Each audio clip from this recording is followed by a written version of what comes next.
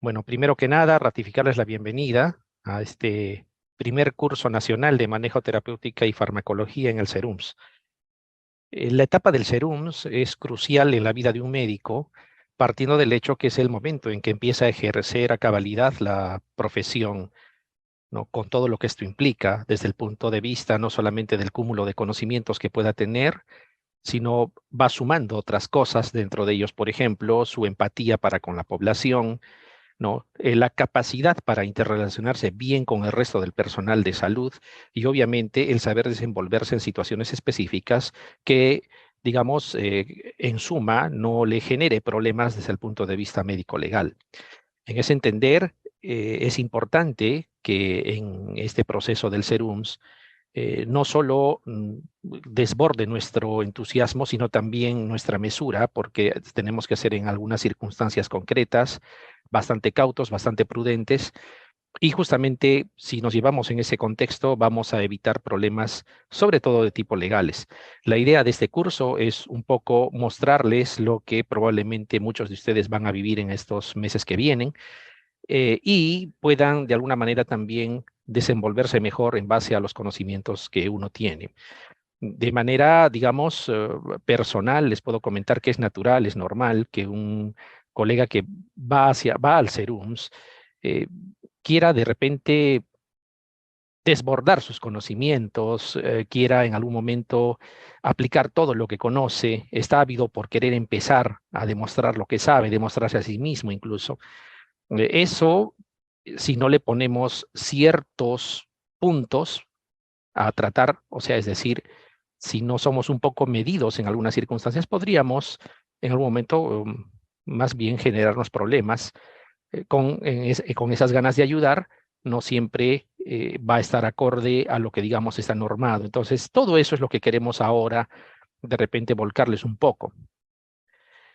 Bueno, de mi parte, yo comentarles que voy a desarrollar un primer capítulo, obviamente en la parte de emergencias médicas, lo que más probablemente puedan ver en el SERUMS desde el punto de vista infeccioso, que es la parte de la especialidad que yo manejo, esperando que de alguna manera los algoritmos que mencionemos, que comentemos, sean de mucha utilidad.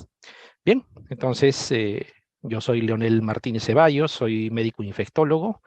Trabajo en el servicio de infectología del Hospital Nacional Arzobispo Loaiza y tengo el gusto de estar frente a ustedes. Les doy la bienvenida nuevamente y vamos a iniciar en todo caso.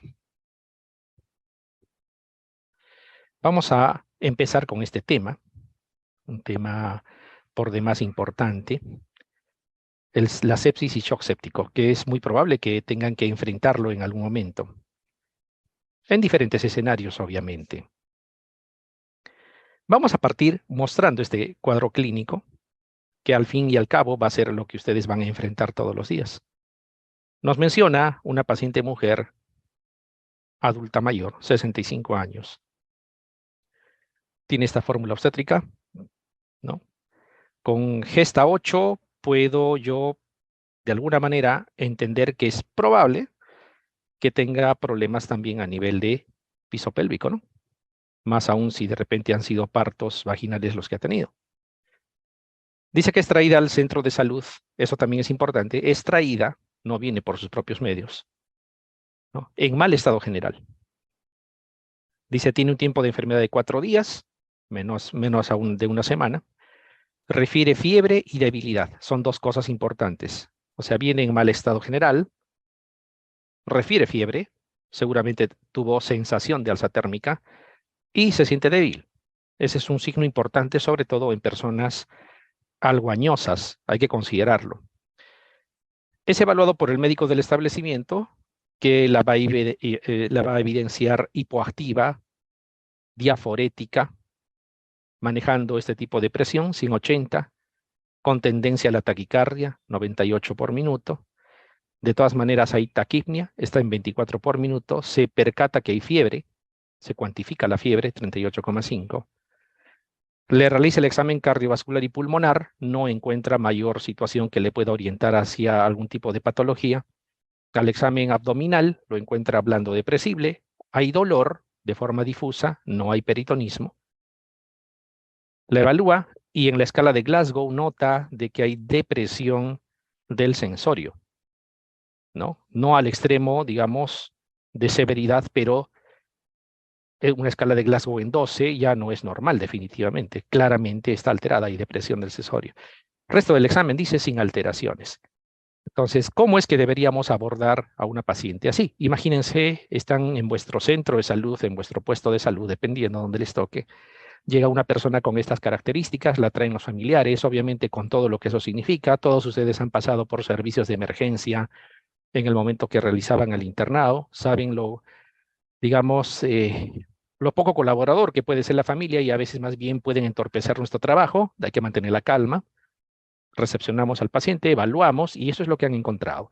Una persona con algo de depresión del sensorio, por lo tanto, quizás algunos de los detalles, sobre todo eso que tiene que ver con lo que ella manifieste, no va a ser muy claro.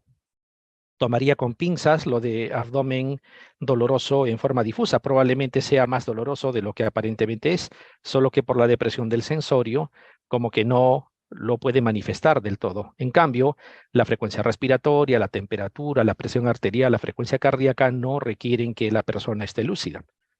Entonces, creo que hay un foco más o menos abdominal. Pero, a ver, vamos a comentarlo. ¿Cuál sería el diagnóstico y cuál sería el manejo? Que al final eso es lo que nos motiva a estar reunidos el día de hoy. Vamos a ver. Ustedes recordarán que históricamente, y probablemente quien habla también lo comentaba así hasta hace algún tiempo, el concepto de sepsis ha ido variando en los últimos años. Históricamente se utilizaba el concepto de respuesta inflamatoria sistémica. En ese sentido, nosotros juntábamos algunos criterios, ¿no?, tan simples como, por ejemplo, taquicardia, como fiebre, ¿no?, taquipnia, ¿no? En el hemograma veíamos si había leucocitosis o si había desviación izquierda, juntando todos los criterios del famoso SIRS. Con dos criterios presentes decíamos, es un SIRS, síndrome de respuesta inflamatoria sistémica. Y si eso obedecía a la presencia de un cuadro infeccioso, decíamos, entonces es una sepsis. Y esa sepsis todavía, si había repercusión hemodinámica, pasaba a ser sepsis severa, donde tú necesitabas administrar volumen o líquidos para intentar mejorar ese estado, ¿no? Y si no había respuesta, pasaba a llamarse shock séptico, donde tú necesitabas ya, digamos, utilizar inotrópicos. Bueno, esos conceptos han cambiado. Las características, obviamente, de los pacientes sigue igual, pero lo que ha cambiado es la forma como interpretamos ahora. El concepto de SIRS sigue existiendo, síndrome de respuesta inflamatoria sistémica, pero ya no se usa para definir sepsis. Lo que pasa es que habían patologías que no eran graves, que fácilmente se podían englobar en ese concepto tradicional de sepsis. Por ejemplo, una faringoamigdalitis les causa fiebre. Esa misma faringoamigdalitis puede causar taquicardia, puede causar taquipnia, dependiendo, por la misma fiebre, por el dolor. Entonces ya cumplía con más de 2 criterios incluso de síndrome de respuesta inflamatoria sistémica. Y como había de fondo un cuadro infeccioso que era la faringitis, ya pasaba a ser sepsis. Y obviamente esa faringitis no es igual de peligrosa que, por ejemplo, una bacteriemia, con bacterias viables nadando en sangre, donde también habían criterios de SIRS. Entonces, era una situación que, si bien es cierto, englobaba a los cuadros severos, pero también por ahí cuadros que no debían, digamos, de comprometer la vida del paciente, pero estaban igual en un mismo grupo. Entonces se decide modificar esto. Y lo primero que se retira es el concepto de sepsis severa, ¿no? Entonces, se dice a partir de ese entonces que los pacientes con sepsis se supone que ya es severa. En términos sencillos, lo que antes era la sepsis severa, es decir, con repercusión hemodinámica, ahora pasa a llamarse simplemente sepsis. Y lo del shock séptico sigue siendo el mismo de siempre. O sea, que el cuadro séptico que no responde al reto de volúmenes y que necesitas utilizar inotrópicos para mantener una presión arterial adecuada.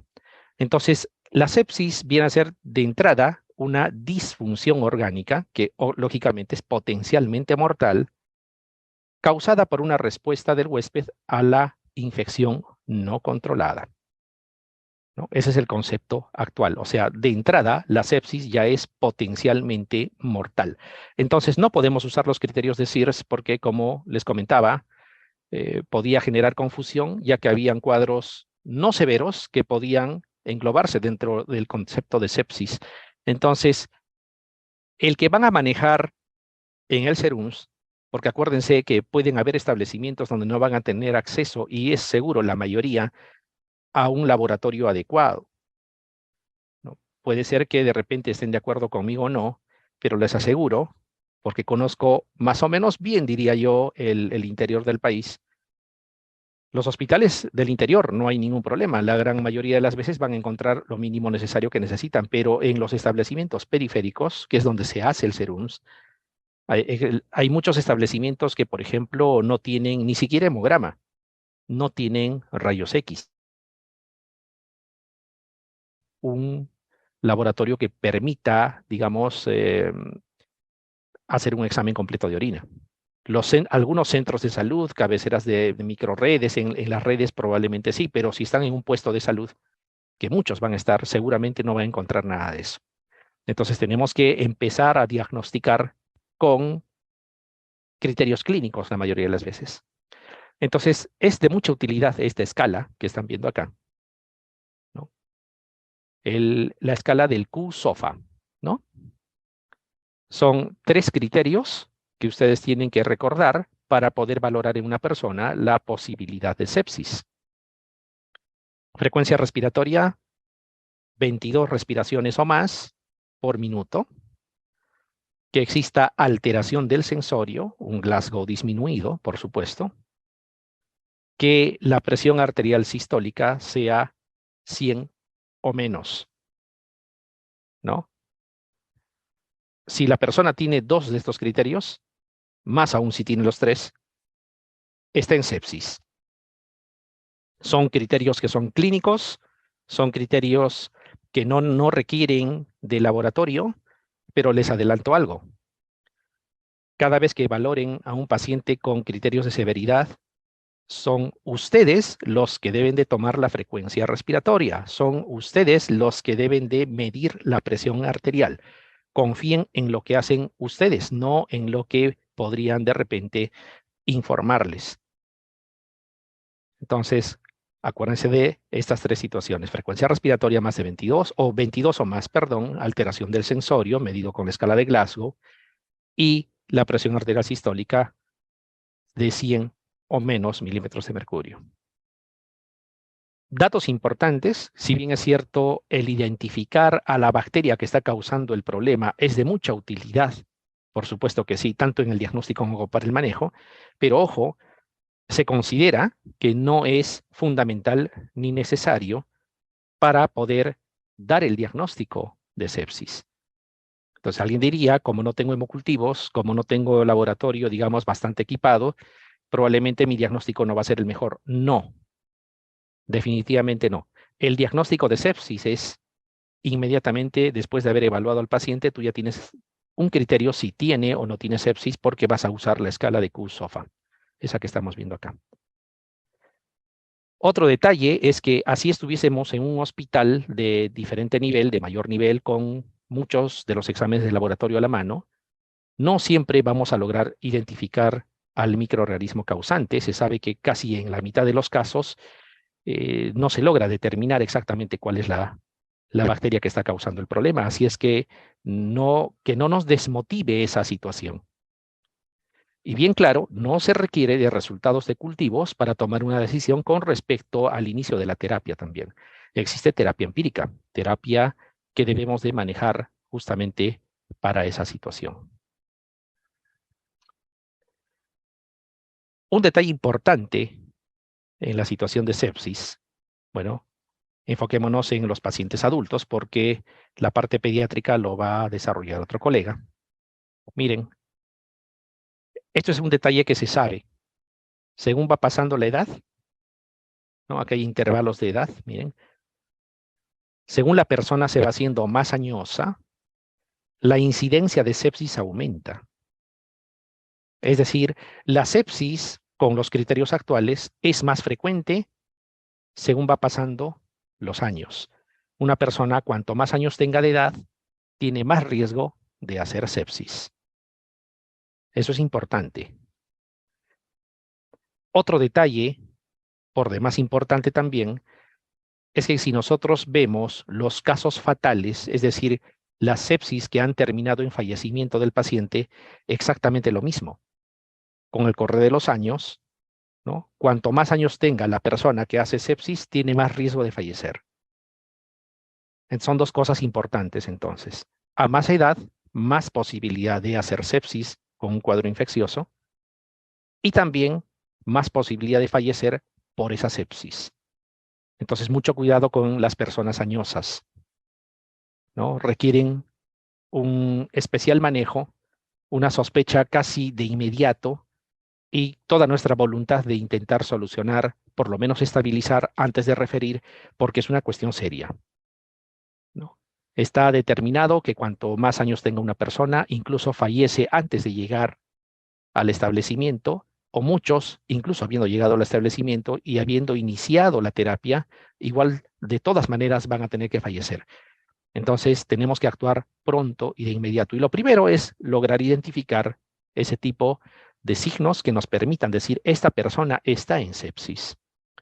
Fíjense cómo, si se compara, por ejemplo, ese punto de corte para decir adulto mayor, 65 años o más, va a ser diferente a los menores de 65, lógicamente que estén haciendo sepsis cuando comparamos su porcentaje de sobrevida. Según va pasando los días, miren, el porcentaje de sobrevida es menor en los que tienen más de 65 años, o en todo caso 65 años o más. Cosa que no va a suceder con personas más jóvenes, que si bien es cierto, si la sepsis permanece por varios días, obviamente también el riesgo de fallecer aumenta, pero si hablamos de porcentaje de sobrevida comparando ambos grupos, van a sobrevivir más la gente joven respecto a la gente que tiene 65 años o más. Tienen más riesgo de fallecer. Y los que logran recuperarse, incluso necesitan rehabilitación. Es una cuestión importante a tomar en cuenta. La edad es un factor independiente de riesgo de mortalidad en las personas que hacen sepsis.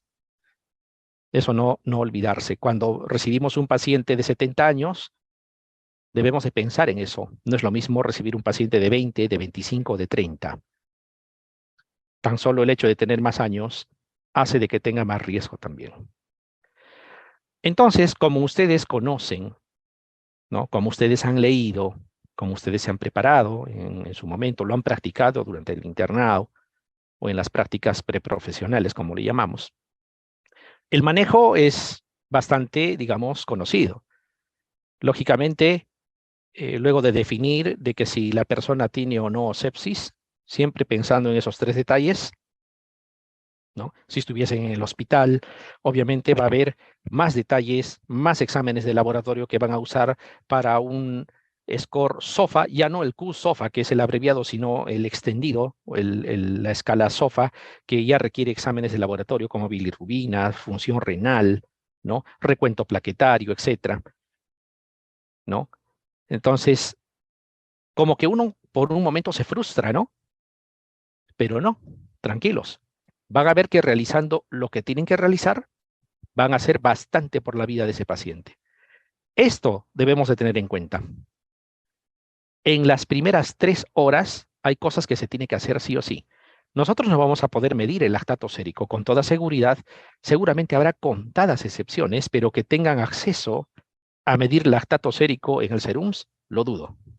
Por no decir, no creo.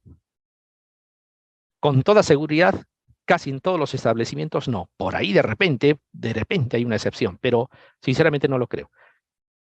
Extraer hemocultivos tampoco lo van a hacer porque eso se hace en el lugar donde van a procesar la muestra Y en los centros y puestos de salud eso no lo van a hacer. Pero esto sí pueden hacer, administrar antibióticos, ¿no? Lo más pronto posible. Para eso tienen que haber determinado que sea sepsis.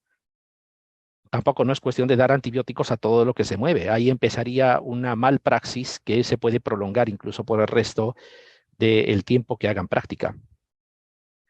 Y la hidratación es importante, la reposición de volumen, porque acuérdense que por definición un cuadro séptico viene con depresión de volumen, es incluso pueden llegar a ser shock, ¿no?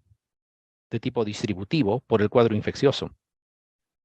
Entonces son dos cosas, la reposición de volumen y el inicio de la terapia antibiótica. Y para eso también debemos sospechar más o menos cuál es el foco. Un detalle que espero que les sirva, y seguro que sí, muchas veces en los pacientes añosos no hay con claridad un foco, pero deben de recordar que en los pacientes, cuanto más edad tengan, la infección más prevalente es la infección de vías urinarias. Si me traen, por ejemplo, una abuelita de 70 años, ¿no? En mal estado general con fiebre, no lo duden, lo primero que voy a pensar es que está haciendo una sepsis por una infección de vías urinarias. Está claro, ¿no? Vamos a retomar el cuadro clínico en su momento y se van a dar cuenta de qué cosa es lo que estamos hablando. Entonces, no se olviden las dos situaciones.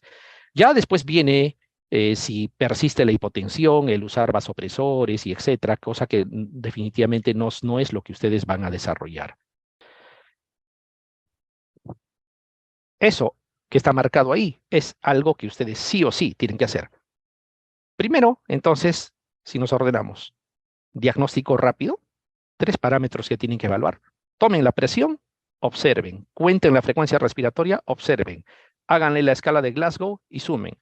Punto. 2 criterios, sepsis. Si hago el diagnóstico de sepsis, tengo que preguntarme cuál será el probable foco. Y lo segundo, esto que estamos viendo acá. Hidratar y a iniciar los antibióticos.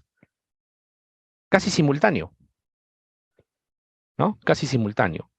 Y con eso ya han hecho un manejo más que excelente, que les aseguro, la mayoría no lo hace.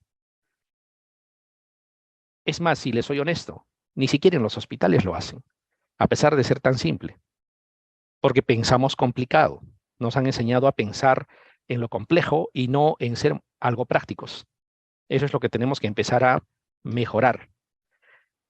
Entonces, dependiendo del foco infeccioso, nosotros pensaremos en alguna u otra alternativa. Por ejemplo, si el foco es respiratorio, que no es el caso de la paciente, porque no viene por tos, por dificultad respiratoria, ¿no? No tiene el antecedente de signos respiratorios antes de llegar, etcétera. Si fuese así, algo que puede causar fácilmente una sepsis es una neumonía, ¿no? Una faringitis no lo va a causar, ¿no? Ni siquiera una bronquitis, porque el paciente va a estar compensado, pero una neumonía sí te puede causar, de hecho que sí, sepsis y a más edad con más riesgo. Si en caso el foco es respiratorio, o sea, estuviésemos frente a una neumonía que está causando sepsis, acuérdense, ¿no? Las indicaciones son estas. O sea, ustedes pueden utilizar, y estoy colocando antibióticos que probablemente sí lo vamos a tener a la mano, ¿no? La penicilina G sódica, o algunos le llaman solamente penicilina G sódica, o penicilina cristalina, esa que utilizaban, por ejemplo, para tratar la sífilis o la neurosífilis, ¿no? Esa, ojo, no digo la benzatínica, esa es intramuscular, no, la que se administra por vena. 4 millones de unidades cada 6 horas por intravenoso. Alguien me preguntará, ¿y por cuántos días? Tranquilos, lo van a referir al paciente. Lo van a referir. Pero si quieren saber, más o menos son entre 5 a 7 días. Tampoco es 21 días como a veces nos han hecho creer. Se puede utilizar por vía intramuscular otro tipo de penicilina G que se llama procaínica, todo el mundo lo conoce. Ante la sospecha de neumonía, si no tienen la primera, podrían usar esa otra, 2 millones de unidades, ¿no? Cada 24 horas por intramuscular. Se puede dar incluso hasta cada 12 horas. Es también de depósito. Esta sí es de depósito y a veces una dosis es suficiente por día, siempre y cuando le den una dosis elevada como la que estamos mostrando. Esos dos es muy probable que sí tengan en los establecimientos de salud. Si tienen ampicilina, también es una muy buena opción, ¿no? Es más, tiene más espectro que las dos anteriores. Acuérdense que una neumonía está causada por Streptococcus pneumoniae, que es el agente etiológico más frecuente de una neumonía adquirida en la comunidad. Por lo tanto, eh, las penicilinas van a funcionar en general, ¿no? Y la ampicilina, de hecho, incluso más, de forma más garantizada, tal vez. Ahora, si tuvieran ceftriaxona en el establecimiento, no lo duden. Ese es el fármaco que tendrían que usar a la dosis que todo el mundo conoce, 2 gramos cada 24 horas, aunque está demostrado que se puede usar 1 gramo también. Ojo, si hubiese ceftriaxona, por eso está resaltado, tendrían eso que utilizar. Pero ahí tienen las otras alternativas que les debería ir muy bien también. Si fuese foco urinario, ¿no? Si fuese foco urinario causado por una pielonefritis, que es lo que parece tiene la paciente, edad añosa, lo más probable infección urinaria. Como tiene depresión de sensorio, pareciera que el examen abdominal no ha generado suficiente respuesta y pareciera que hay un dolor difuso, muy probablemente sea asociado a la infección de vías urinarias. Si no tienen ceftriaxona, que sería lo indicado para este cuadro séptico, podrían utilizar ampicilina más gentamicina. ¿Por qué estamos asociando? Porque la ampicilina, si bien es cierto, te cubre gram negativos donde está E. coli, pero si tuviese beta-lactamasas que se lleven a los beta-lactámicos, asociarlo a gentamicina es una muy buena idea. Acuérdense además que esto es mientras llegue al establecimiento, ahí le pondrán la terapia, obviamente que corresponde. Pero de que tienen que iniciar antibiótico, tienen que utilizar.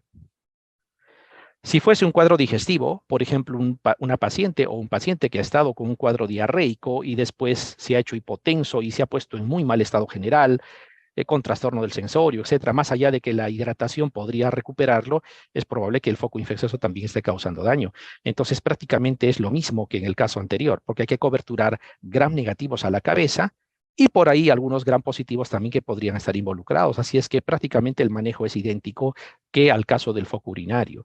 Y en el caso de que sea la piel el foco infeccioso inicial, es decir, una celulitis, por ejemplo, acuérdense que estreptococo y estafilococo están en la lista de las bacterias que causan este tipo de infección a nivel de piel y tejidos blandos. Entonces, si tuviéramos oxacilina, sería de elección. ¿Por qué digo si tuviéramos? Porque con toda seguridad va a haber establecimientos que no lo tienen. Si hubiera oxacilina sería lo ideal, a la dosis de 2 gramos cada 4 horas por intravenoso, porque las dos bacterias que causan este problema, tanto el Streptococcus pyogenes, ¿no? y el Staphylococcus aureus, ambos van a responder a la oxacilina. Primeramente porque el Staphylococcus aureus, si bien es cierto, tiene una penicilinasa que hidroliza penicilinas, pero la oxacilina es una penicilina semisintética que tolera la beta-lactamasa del estafilococo y está diseñada exclusivamente para tratar estafilococo. Entonces va a funcionar. Y en el caso del Streptococcus pyogenes, es 100% sensible a la penicilina. No hay ningún caso en el mundo que hayan reportado por lo menos una sola vez la presencia de una cepa resistente. Entonces, con oxacilina, coberturas los dos. Si no tenemos oxacilina, tendríamos que dar ampicilina y estaríamos coberturando Streptococcus pyogenes, pero probablemente no estafilococo. Entonces ahí sí nos quedaríamos cortos. Alguien me dirá, en todo caso, ceftriaxona. Cuanto más generación tienen las cefalosporinas, coberturan más gram negativos que gram positivos, ¿no? O sea, tiene que haber oxacilina. De hecho que sí. Alguien dirá, clindamicina también puede ser, pero clindamicina es bacteriostático y en un cuadro de infección severa como es una sepsis, utilizar un antibiótico bacteriostático no es de primera línea. No es de primera línea. Además, lo que estamos hablando es una guía. Pueden adaptarse a lo que tienen, ¿no? Esto sería lo ideal. Oxacilina tendrían que darle. Muy bien, regresemos al cuadro clínico. Ya hemos narrado, mujer añosa, viene en mal estado general, 4 días de enfermedad, hay fiebre y debilidad, ¿no? Se le encuentra con estas funciones vitales, está febril, ¿no? Y bueno,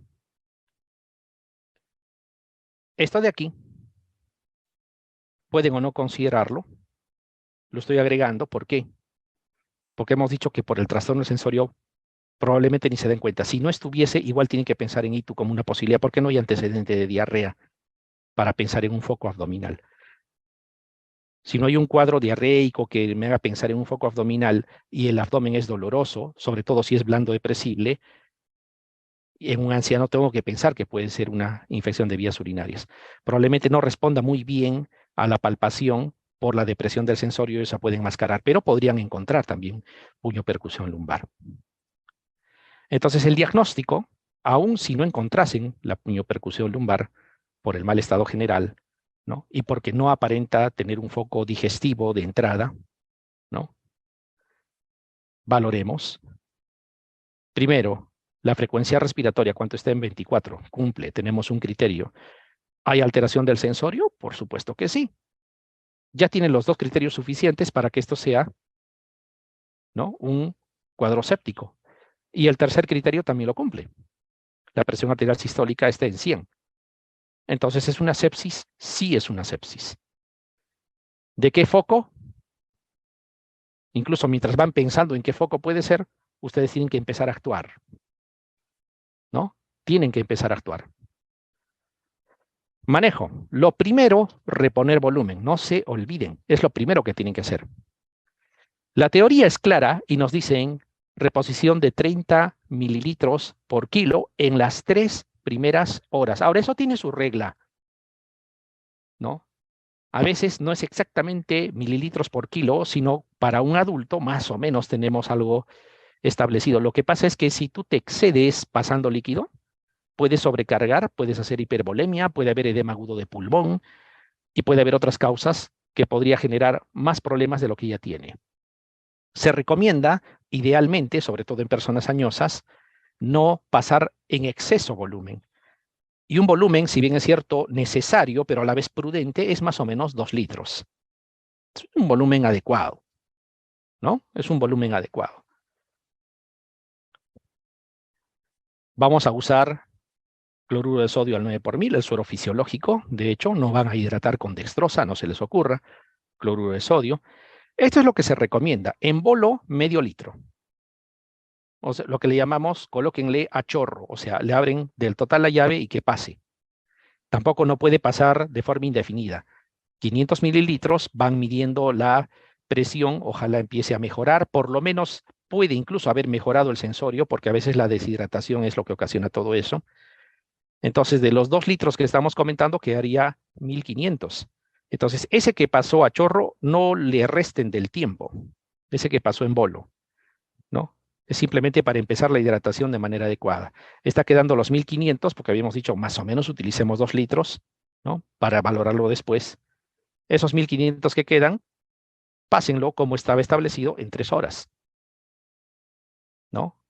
Más o menos a razón de medio litro por hora para que completen los 3 litros. Listo, ya hicieron eso, iniciaron al menos, cuando ya está pasando en bolo, por ejemplo, de inmediato, habiéndole colocado la vía, pueden pensar qué antibiótico le voy a dar. Bien, no creo que pensemos que es un foco respiratorio, para nada, tampoco es un foco de piel y tejidos blandos. Esto es un foco urinario, lo más probable. El que tenga alguna duda o quiera de repente considerar otra alternativa, es decir, puede ser un foco abdominal, acuérdense que la terapia es igual. Para foco abdominal y para foco urinario, la terapia felizmente era la misma, así es que no deben de complicarse tanto. Entonces, el paso 2 es justamente aplicar, idealmente, ceftriaxona, si tuviéramos. Puede ser que no la tengamos, entonces ampicilina más gentamicina. Puede ser que no tengan gentamicina, por lo menos ampicilina. Lo que sí no va a ser beneficioso será usar solamente aminoglicósido. Eso sí no está recomendado. Ya se van a encontrar con más cosas, con más detalles, y van a tener que hacer mucho arte para poder solucionar. Siempre dentro del marco de la ciencia, no se trata de hacer arte al 100%, o sea, siempre tiene que ir sustentado de algo más. A ver, veamos este otro caso, en base a lo que hemos visto. Se trata ahora de un varón, tiene 48 años de edad, es traído al centro de salud, dice por fiebre, dolor en miembro inferior izquierdo de una semana de evolución. Refiere haber sufrido herida punzocortante en la zona afectada hace 10 días. Hace 10 días se hizo la herida y tiene una semana de enfermedad. O sea, a los 3 días de haberse hecho la herida, empezó el problema. Es evaluado por el médico del establecimiento, que va a evidenciar lo siguiente. Claramente está hipotenso, miren, 90/70.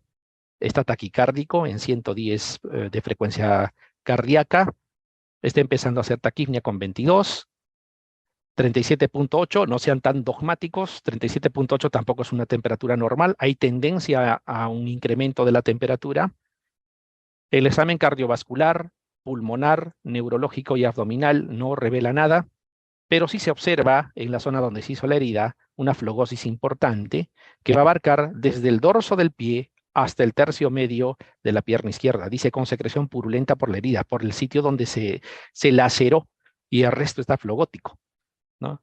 Entonces, lo primero, cada vez que vean un cuadro infeccioso, sobre todo con pinta de estar severo, tienen que valorar si es o no una sepsis. Y podemos valorar frecuencia respiratoria en 22. En el punto límite está, pero muy bien. Ahora, si ustedes midieran y está en 21, tampoco van a decir, ah, no, no cumple, ¿no? Tienen que manejarlo prácticamente igual. Esos detalles uno se va adaptando con el pasar del tiempo. ¿Tiene alteración del sensorio? Vamos a ver. No, ¿no es cierto? Porque dice neurológico normal. Pero la presión arterial sí tiene presión sistólica menor de 100. Tiene 2 criterios, suficiente para decir que esto es entonces otra vez una sepsis. Y en el manejo, lo mismo que en el caso anterior. Hay que reponer volumen. De la misma manera, esos teóricos 30 mililitros por kilo en 3 horas, de todas maneras hay que colocar un bolo. Nos va a ayudar a hidratar rápido, a recuperar volemia prontamente, pero tampoco es que pase todo el litro o 2 litros de golpe, no.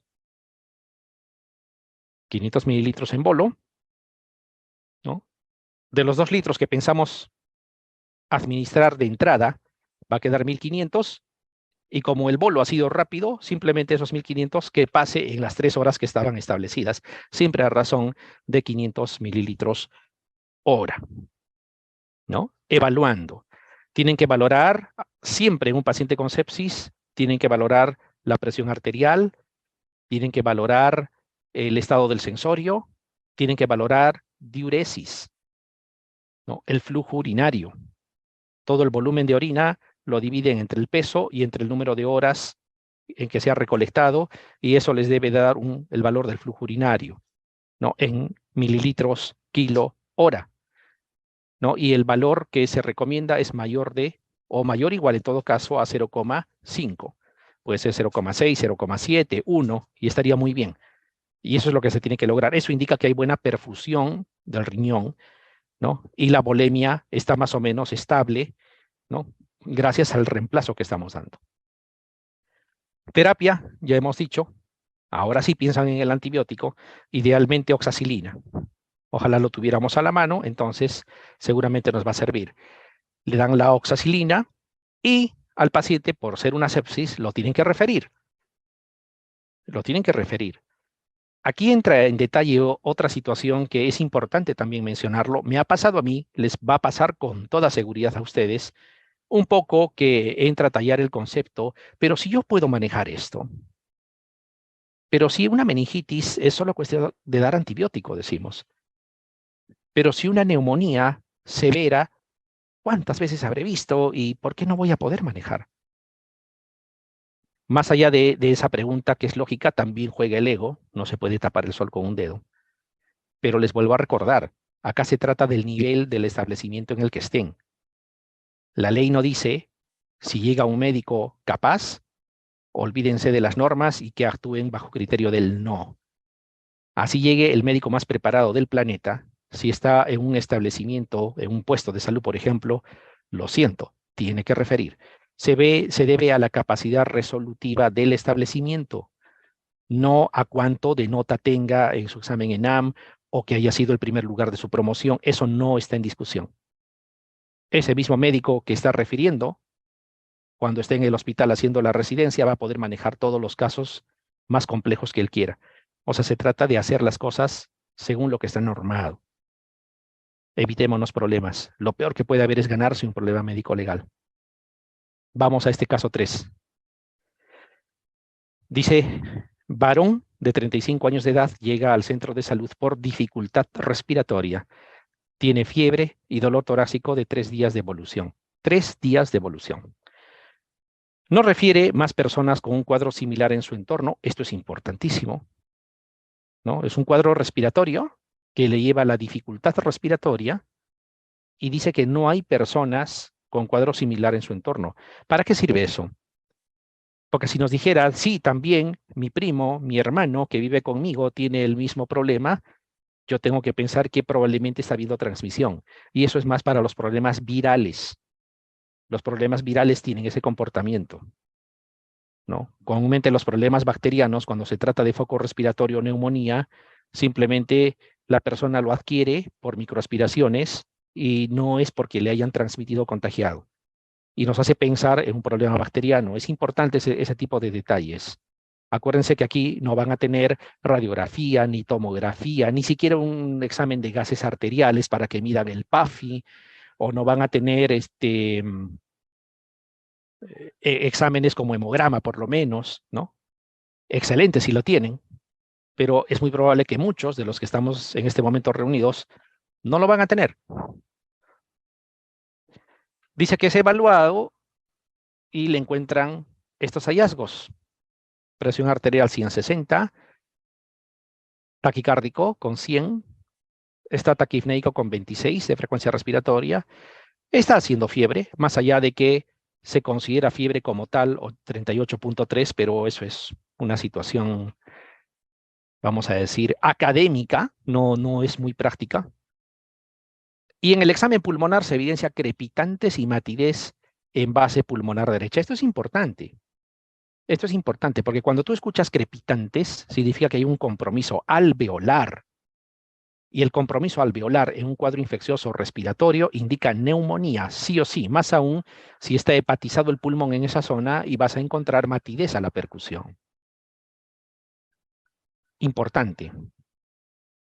Entonces, vayamos a lo que tenemos que hacer. Diagnóstico primero. Todo cuadro infeccioso tienen que aplicar esto para que no se les escape la sepsis.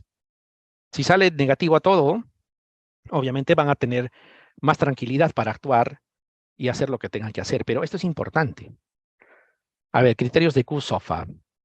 Frecuencia respiratoria, ¿en cuánto está? En 26. Ya tiene un criterio. Alteración del sensorio, aparentemente no ha encontrado nada.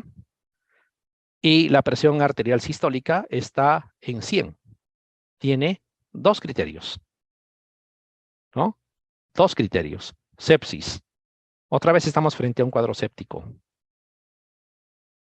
Entonces, ¿qué es lo que vamos a hacer? Así es cuando se practica. Repetitivo y repetitivo y repetitivo. Sí, vamos a hidratar primero. De hecho que sí. Paso 1. Reposición de volumen. Lo mismo. Ya debo de pensar, en mi mente ya está que 2 litros voy a utilizar de entrada, que voy a colocar en bolo los primeros 500 mililitros, luego 500 por hora, ¿no? Voy evaluando, porque puedo suspender también. De repente recupera la presión. No es que todo lo voy a usar, o puede ser que termine todo y siga hipotenso. Mientras eso, obviamente, uno ya ha manejado y tiene que referirlo lo más pronto posible. Hacemos lo que tenemos que hacer y aquí el foco. El paso 2 ya es el tratamiento. Si tienen ceftriaxona, nadie lo va a dudar, tienen que usar eso. Y ya hemos dicho que el neumococo, que es el principal agente etiológico, debería responder a dosis altas de penicilina, por eso usamos 4 millones cada 6. Casi los 4 millones cada 4, que es la dosis techo que se utiliza para cuadros meningios en algunas circunstancias. Pueden utilizar la penicilina procaínica, ¿no? A dosis altas también, 2 millones cada 24. Alguien puede pensar 2 millones cada 12. Nadie les va a decir que no. El margen terapéutico de la penicilina es tan amplio que tú puedes incluso duplicar dosis en general de los betalactámicos. Podrías usar ampicilina también, 2 gramos cada 8 es lo que se utiliza. No, pero idealmente si tuviera ceftriaxona, nadie lo va a dudar. E igualito, control de funciones vitales, control de diuresis, y así ya manejado con su vía, lo puedes referir. y estarías haciendo un manejo correcto del caso. Entonces, esto es importante, si se han dado cuenta, el aplicar los criterios del QSOFA. Importante. Ya sé que les da nostalgia del ámbito intrahospitalario. Ahora van a empezar a querer a su hospital, que no lo querían tanto cuando hacían el internado, porque se van a dar cuenta que ese establecimiento que probablemente les generaba hasta cierto malestar porque no estaba conformes ustedes con lo que les ofertaba para hacer el diagnóstico y la terapia, van a darse cuenta que hay establecimientos que tienen muchas más carencias todavía y justamente ahí están yendo. Acuérdense que la razón de ser del SERUMS es la actividad preventivo-promocional, primer nivel de atención, por eso se llama así. Sin embargo, eso no resta a que van a existir emergencias de este tipo y obviamente uno tiene que estar siempre presto a poder actuar de la manera correcta. Entonces, nada difícil manejar una sepsis, ¿no? Básicamente aplicar los criterios, reponer volumen y dar el antibiótico adecuado. Alguien se habrá dado cuenta, si tengo ceftriaxona, listo, ceftriaxona para todo el mundo y me evito problemas. También puede ser. También puede ser. Pero cuando es de piel y tejidos blandos, si tuvieran oxacilina, esa es el de elección. Muy bien. Hay otros cuadros que también son emergencia, como esto que están viendo aquí. La toxinfección alimentaria o intoxicación alimentaria también. Cualquiera de los dos nombres es válido, ¿no? Cualquiera de los dos nombres es válido. Pero a ver, veamos. Veamos de qué se trata el cuadro clínico. Dice, paciente varón de 28 años de edad llega al centro de salud con tiempo de enfermedad 3 horas. Aqueja cefalea, vómitos, deposiciones diarreicas acuosas, calambres y debilidad. Esos calambres me llaman la atención, ¿no? Acá sí es un foco abdominal, de hecho, digestivo por lo menos, ¿no? Los calambres es típico de las personas que han perdido electrolitos en cantidades importantes. Es evaluado, ¿no? En el establecimiento por el médico, le encuentra una presión arterial aparentemente conservada. Hay una frecuencia cardíaca que tiende a la taquicardia, frecuencia respiratoria también en un límite. No hay fiebre. Cuando le realizan el examen cardiovascular y el pulmonar no encuentran nada llamativo, pero el abdomen está blando, depresible, doloroso, en forma difusa, hay ruidos hidroaéreos incrementados, no hay peritonismo y no hay otro detalle en los exámenes. Dice, y este es un detalle importante, por eso la anamnesis es importante, ya sea directa o indirecta, a veces los familiares aportan algo, por eso es que es bueno saber qué preguntar. Dice que refiere haber estado en una reunión acompañado de varias personas y compartiendo un almuerzo de cumpleaños. Refiere que 2 personas más que estuvieron con él presentan un cuadro similar. Esto es importante, ¿no? Esto es importante. Entonces, veamos, ¿no? Veamos. Diagnóstico, manejo. ¿Qué cosa es la toxinfección alimentaria? ¿No? La toxinfección alimentaria, como más o menos su nombre lo está indicando, se debe a que los alimentos pueden estar contaminados o con agentes infecciosos, bacterias pueden ser, virus, etcétera, o por sus toxinas, porque las toxinas también pueden causar este problema. Y es más, la mayoría de las veces son las toxinas más que las mismas bacterias. Por eso tiene ese nombre. Y cuando esto llega al shock, por ejemplo, se llama shock tóxico, no se llama shock séptico, se llama shock tóxico porque son las toxinas. Sin embargo, también pueden producirse por la acción de toxinas que son, digamos, no de origen bacteriano, sino más bien asociados a productos químicos. También se podría dar. A veces el cuadro clínico es parecido, ¿no? Es muy parecido. Y hay varias formas de presentación. Hay algunos que solo producen náuseas y vómitos. A eso le llaman incluso neurotoxinas. Imagínense, es una persona que viene con náuseas y vómitos, pero tiene ese antecedente, que estaba bien hace poco, ¿no? Y que de momento a otro empezó a ponerse mal. Y tiene como el antecedente de haber ingerido alimentos en ese corto periodo de tiempo. No es ayer, no es hace 8 ni 10 horas, ni 24 horas. Es menos de 6 horas y generalmente incluso en las 3 primeras horas. Es cercano al, digamos, cuadro clínico, está el antecedente de haber ingerido alimentos. Podría haber un cuadro más asociado a diarreas, no inflamatorias. Esto es más frecuente que la misma diarrea inflamatoria. O sea, también podría haber el cuadro disentérico, ¿no? Y a veces incluso dos cosas, ¿no? Diarreas con náuseas y vómitos. Podría haber incluso síntomas neurológicos. Acuérdense que hay neurotoxinas y podría haber. Eso es lo que esperaríamos. Alguien dirá, pero se parece también a la sepsis. Sí, evalúenlo. Lo evalúan y van a ver que si cumple con los criterios de sepsis y le dan el manejo de la sepsis, no están alterando absolutamente nada, sin ningún problema. Es más, sería un diagnóstico diferencial, por supuesto que sí. Causas de toxinfección alimentaria o intoxicación alimentaria. Puede haber contaminantes tanto de alimentos como de incluso el agua, que puede originar este tipo de problema. A veces metales pesados, ¿no? Puede haber sustancias orgánicas, a veces pesticidas, sustancias radiactivas. Bueno, son extremos. No esperen estar pensando en todo esto todas las veces. Para nosotros, la mayoría de las veces va a ser toxinas preformadas de bacterias. Casi siempre va a ser así. En emergencia esto es muy habitual. Lo que pasa es que no lo diagnosticamos. No prestamos atención a esos detalles y simplemente lo hidratan y le dan antibiótico y ponen gastroenterocolitis. Y no es una gastroenterocolitis como tal, sino es una toxinfección alimentaria. Sobre todo cuando hay más de una persona afectada que se haya expuesto a lo mismo en un corto periodo de tiempo. Ahí está, ¿no? Pues los organismos vivos o podría ser los metabolitos o las toxinas también de los mismos, ¿no? Bueno, y algunos otros detalles más, sobre todo asociado a ciertos alimentos en particular, que no creo que ustedes lo puedan ver en el SERUMS propiamente, porque tiene que ver con situaciones geográficas específicas, muchas de ellas ni siquiera es de nuestro entorno.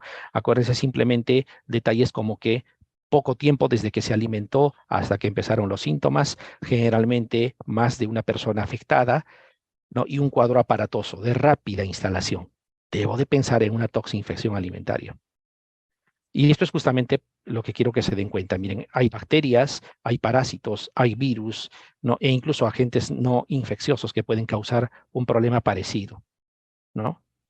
Salmonella, Shigella, Staphylococcus, etcétera. Muchas bacterias, ¿no? Virus también. Sin embargo, hay detalles. Miren estos detalles. Los periodos de incubación suelen ser más o menos prolongados, ¿no? Para las cosas habituales que van a ver, ¿no? Puede ser hasta un día, ¿no? Mínimo un día o hasta 2.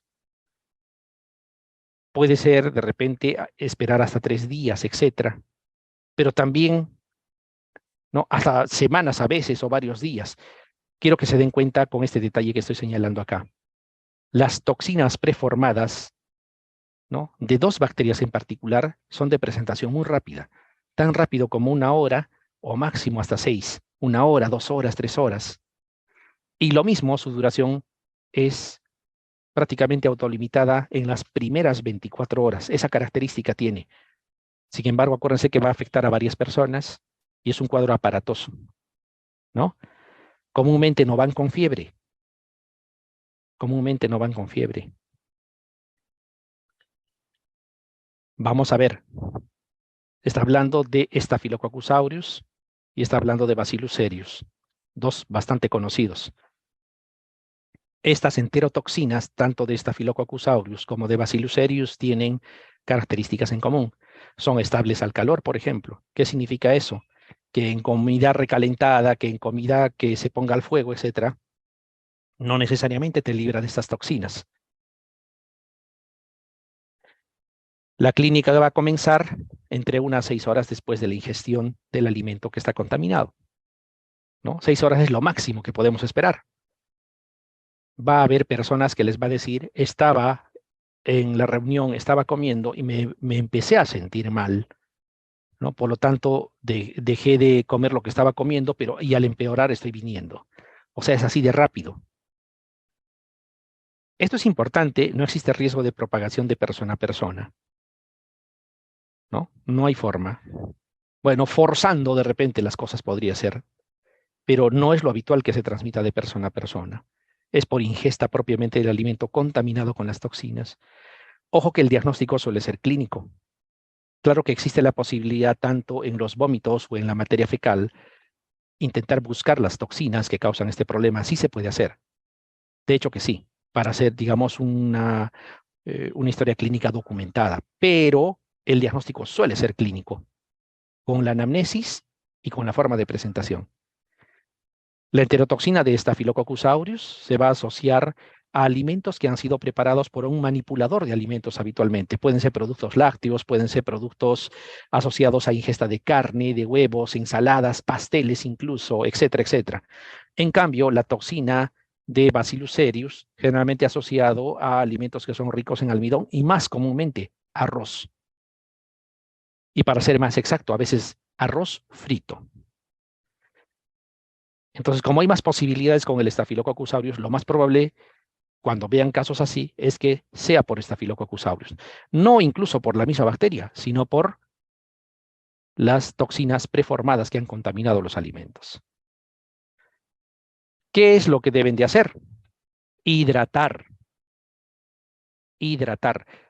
Si tolera la vía oral, ¿no? Esto es diferente a la sepsis propiamente, porque la sepsis, de hecho, que es intravenoso, si no, no sería sepsis. Porque por definición en la sepsis hay depresión del volumen, ¿no? Aquí puede estar deshidratado, pero puede ser no grave. Puede ser que tolere la vía oral, generalmente cuando es deshidratación leve. Entonces se le da suero de rehidratación oral o un equivalente, puede ser el casero también, a tolerancia y demanda. Es decir, que empiece a tomar y siga tomando, ¿no? Todo lo que tolere. Eso es importante. Puede ser que tenga intolerancia oral, ¿no? Si es una deshidratación leve con algo de intolerancia oral, pueden probar con un antiemético y luego de unos minutos que empiece a hidratarse él mismo, siempre bajo nuestra vigilancia, de hecho, dentro del establecimiento. Si hay realmente intolerancia oral, bueno, dependiendo si es una deshidratación moderada o grave, la grave generalmente se va a definir por la presencia de ortostatismo, ¿no?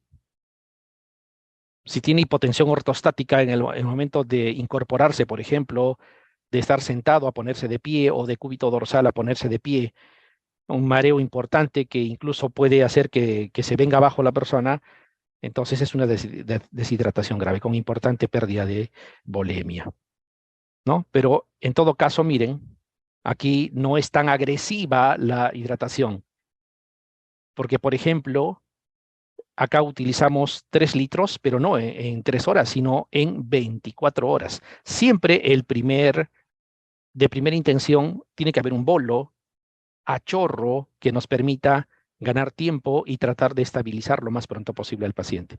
500 mililitros en bolo y aquí sí no va a haber problema porque es en todo el día, los 3 litros se cumplen. 2.500 debe de pasar en 24 horas. Esto se logra más o menos a 35 gotas por minuto. Entonces, ¿ustedes qué van a hacer? Dan los 500 mililitros en bolo y luego dicen 35 gotas por minuto. Ya saben que lo máximo que van a utilizar es en total 3 litros. No significa que tiene que pasar todo necesariamente. Si pararon los vómitos, ¿no? Tolera la vía oral, pueden cortar y pasar a la vía oral a demanda. Esto se tiene que manejar de esa forma, ¿no? Ahora, si fuese deshidratación grave, lo manejan como en el caso de la sepsis. 500 mililitros en bolo y luego 1.500, ¿no? En 3 horas, a razón de 500 mililitros hora. ¿Por qué hemos bajado a 2 litros? Porque el tiempo es corto. Y ya hemos dicho, en este tipo de circunstancias hay que tener mucho cuidado con no sobrecargar. La infusión muy rápida puede generar incluso sobrehidratación, puede haber extravasación de líquido, podría haber serositis, podría haber incluso edema agudo de pulmón, hay que tener cuidado. Midiendo siempre la diuresis debe de ser, o el flujo urinario, para ser más exacto, mayor o igual a 0,5 mililitros kilo hora. Eso se tiene que buscar. El volumen de orina lo dividen entre el peso y lo dividen entre el número de horas que ha demorado en recolectar ese volumen. Y eso debe de salir por lo menos 0,5. La presión arterial media debe de ser 65 o más. Si necesitan analgésicos o antipiréticos, pueden usar paracetamol. Se puede usar hasta 1 gramo cada 6 horas. A veces estamos acostumbrados a usar los 500 miligramos, pero sabemos que la dosis tranquilamente puede ser 1 gramo hasta 4 veces al día. No, por eso dice hasta 1 gramo cada 6 horas. Condicional a malestar, condicional a fiebre. Si no hubiese, no es necesario. Metamizol también podrían usar máximo 1 gramo cada 8, pero si es que es necesario.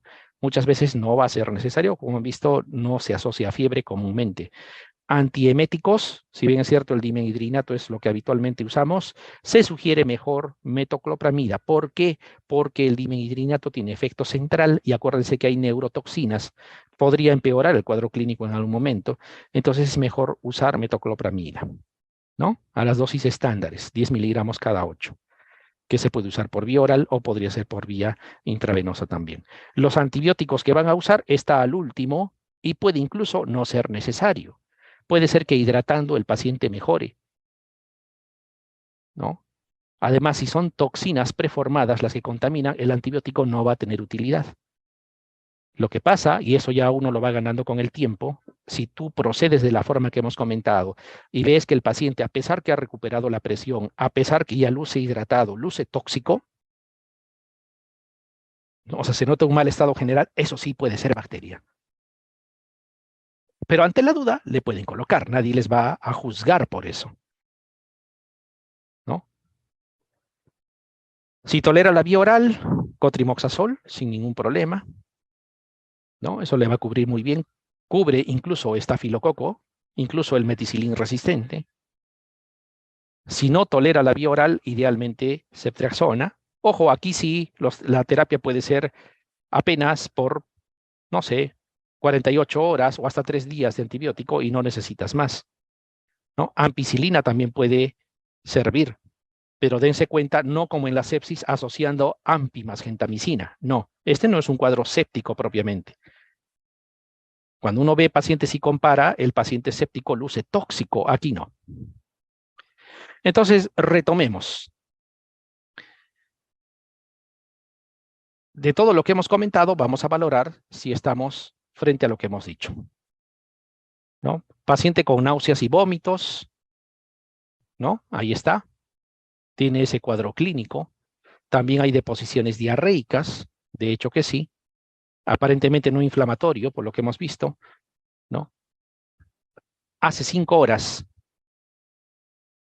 empezó, ¿no? Esto como ampliación anamnésica. Una cosa es el manejo inicial, ustedes tienen que seguir ampliando. Si tiene 3 horas de enfermedad y hace 5 horas estuvo en la reunión, ¿cuánto tiempo ha pasado para que empiece con los síntomas? 2 horas después de que estuvo probablemente ingiriendo los alimentos, o incluso menos de repente.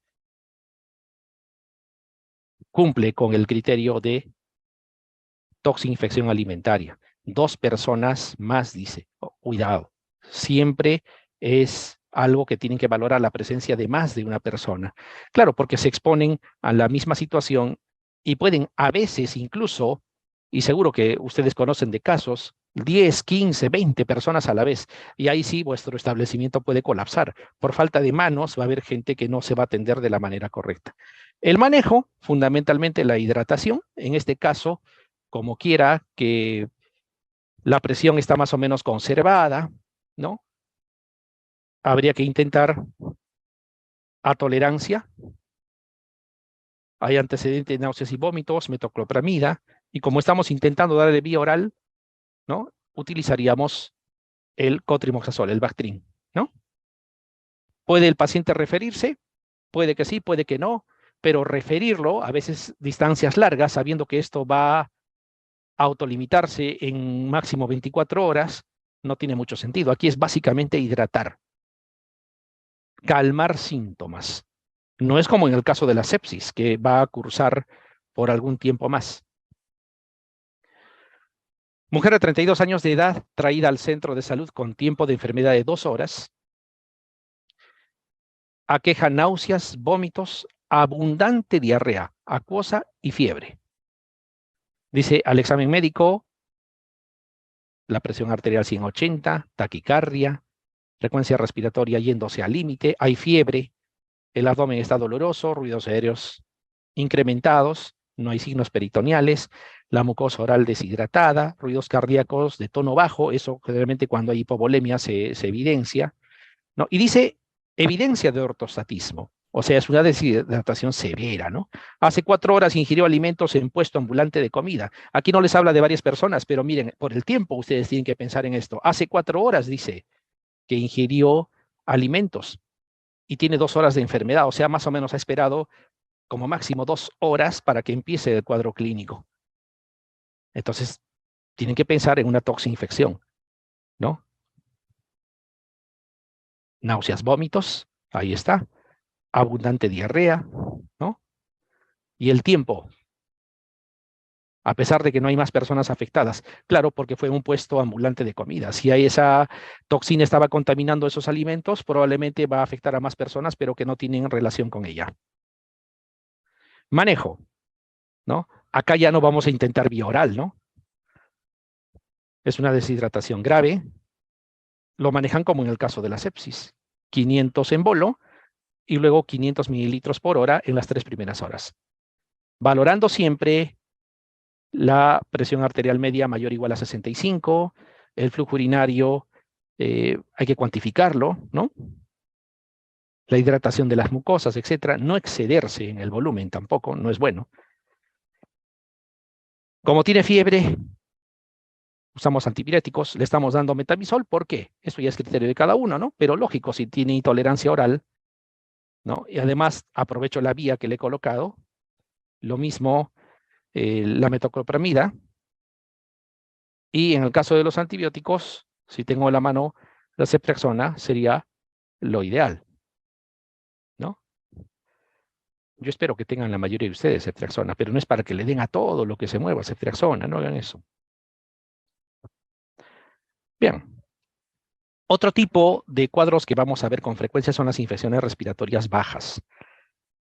De hecho, que va a haber infecciones respiratorias altas también, pero las infecciones respiratorias altas no son en sí un problema. Lo que sí puede causar problemas serios son las infecciones respiratorias bajas, es decir, las neumonías, por ejemplo, ¿no? Las neumonías sí. Vamos a ver aquí. Dice, paciente varón de 42 años acude al centro de salud por dificultad respiratoria, tos, ojo con dificultad respiratoria, tos, sensación de alza térmica y malestar general de 9 días de evolución, que inicia con rinorrea y dolor de garganta. Esto es importantísimo, ¿eh? A veces es bueno preguntar eso, ¿con qué cosa empezó? ¿Qué tenía al inicio? Y si está claro que tiene rinorrea al inicio, ese es un detalle recontra importante. Nos orienta incluso hacia la etiología, ¿no? Importante tenerlo en cuenta. Bueno, lo cierto es que al examen dice, la presión no parece haberse afectado. Sí hay taquicardia también. Miren, esta sí es una frecuencia respiratoria que nos debe de preocupar. 28 por minuto. Dice la temperatura, bueno, no hay fiebre. Está taquicárdico, de hecho. Pulmones con un vesicular presente. Abundantes roncos bilaterales. Bilaterales. Roncantes. Accesos de tos durante el examen. Claro, le estás haciendo respirar y se pone a toser. Resto del examen sin alteraciones. En su vivienda, uno de sus hermanos inició un cuadro respiratorio similar hace 48 horas. Claro, este tiene más tiempo, probablemente él le ha transmitido. Es algo que se transmite a punta viral. Si hubo rinorrea, apunta a viral. Las infecciones bacterianas no vienen de esa forma. Ya vamos a ir viendo. Pero tiene dificultad respiratoria y su frecuencia respiratoria está incrementada. Listo, hay que pensar en una neumonía. Están obligados en eso. Diagnóstico, manejo. Vamos a ver. Hay muchas recomendaciones que te indican para que tú puedas más o menos diferenciar si es de origen viral o origen bacteriano, porque de lo contrario a todo van a colocarle antibiótico y eso no necesariamente le hace bien al paciente. En las emergencias van a ver, acá, en los hospitales, van a ver, seguro que han visto, neumonía adquirida en la comunidad, descartar ICC y no sé qué otras cosas más. La insuficiencia cardíaca congestiva no debería parecerse mucho a una neumonía adquirida en la comunidad. Son cosas diferentes. Es más, incluso tienen a la mano exámenes para hacer estudio de imágenes, etcétera, ¿no? Exámenes de laboratorio. Entonces deberíamos de intentar llegar a una etiología más o menos exacta. Pero bueno, a veces mezclamos las cosas. Eso hay que evitarlo. Bueno, pero en concreto, miren, las de origen vírico versus las de origen bacteriano. Lo importante, miren esto. En brotes estacionales o epidémicos, o sea, asociados a cambios estacionales o en todo caso también dice brotes epidémicos, significa 2, 3, 4 personas que están afectadas, no es una sola, ¿no? En el de origen bacteriano no tiene predilección por ninguna parte del año y comúnmente no debería haber transmisión, ¿no? Porque la neumonía adquirida en la comunidad bacteriana, neumococo, eso se adquiere por microaspiraciones, no por transmisión. Comienzo lento en el origen vírico y eso se va a traducir en más días de enfermedad al momento que llega. El comienzo rápido en la bacteriana va a venir con menos días. Si viene con 3, 4 días, probablemente bacteriano, pero viene 7 días, 8 días, probablemente vírico. No es absoluto, pero les tiene que ayudar a intentar, digamos, llegar a una respuesta que sea lógica. Más frecuente las rinitis y sibilancias, sobre todo las rinitis. Ese flujo nasal no es común, no debería haber en infecciones bacterianas. Te orienta hacia el cuadro viral. En cambio, en el bacteriano, más es la fiebre alta, ¿no? Bueno, la taquipnia puede estar en ambos. No tenemos lastimosamente examen de laboratorio, voy a asumir eso. Claro, el que lo tiene y ve leucocitosis, ni hablar, pues, ¿no? Desviación izquierda, mucho mejor. Predominio de neutrófilos, fabuloso. Si tienen acceso a proteína C reactiva, mejor todavía si está elevado. Procalcitonina ya no creo que tengan en un establecimiento de primer nivel, ¿no? Así es cuando nos acostumbramos mucho al laboratorio. Y si tienen radiografía de tórax, esto es importante.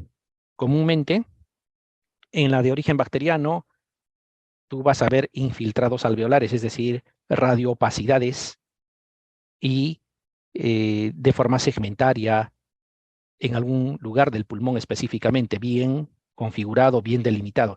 En cambio, en el de origen vírico generalmente tiende a ser bilateral, el infiltrado intersticial, es decir, el alveolo no está comprometido, por eso no escuchas crepitantes.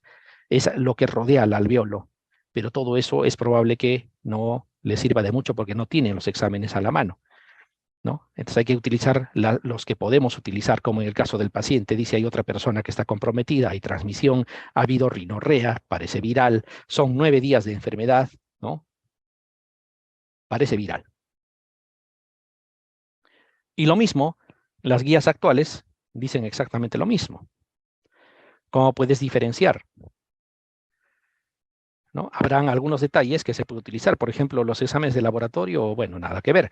Los estudios de imágenes tampoco nos van a ayudar porque probablemente no tengamos a la mano, pero sí, si nosotros observamos, por ejemplo, que en el caso, digamos, del origen bacteriano, vamos a encontrar condensaciones delimitadas a un solo lado, en uno de los campos pulmonares, ¿no? Así no lo veamos en imágenes, pero a la auscultación encontramos los crepitantes, cosa que en el viral es difuso, es bilateral, nos ayuda, ¿no? Nos ayuda.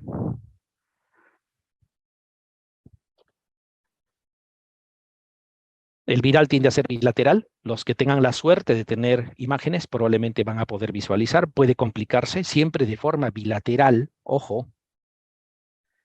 En cambio, el bacteriano es segmentario, lobar y es unilateral la mayoría de las veces. Puede asociarse incluso a derrame pleural. Ese derrame pleural no van a ver en las neumonías bilaterales, víricas. Eso es de etiología bacteriana. Solo para los que tengan la suerte de tener imágenes, ¿no? Pero, sin embargo, mediante el examen físico, auscultando, etcétera, pueden determinar si la afectación es uni o bilateral. Entonces, ¿qué es lo que nos sugiere la documentación que tenemos a la mano? Si bien es cierto, no se ha actualizado en los últimos años, pero igual es importante porque sigue teniendo validez.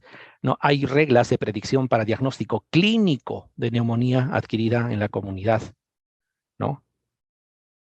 Son varios autores que mencionan, ¿no? Tos más otro síntoma respiratorio bajo.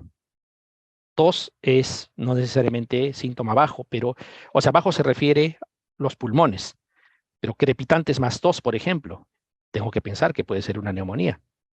Disnea, de alguna manera también hay compromiso alveolar para que haya disnea. Dolor torácico, tos, ¿no? La fiebre y taquicardia, compromiso sistémico, escalofríos, fiebre, sudoración, ese tipo de cosas nos tiene que hacer pensar, ¿no? En esa posibilidad.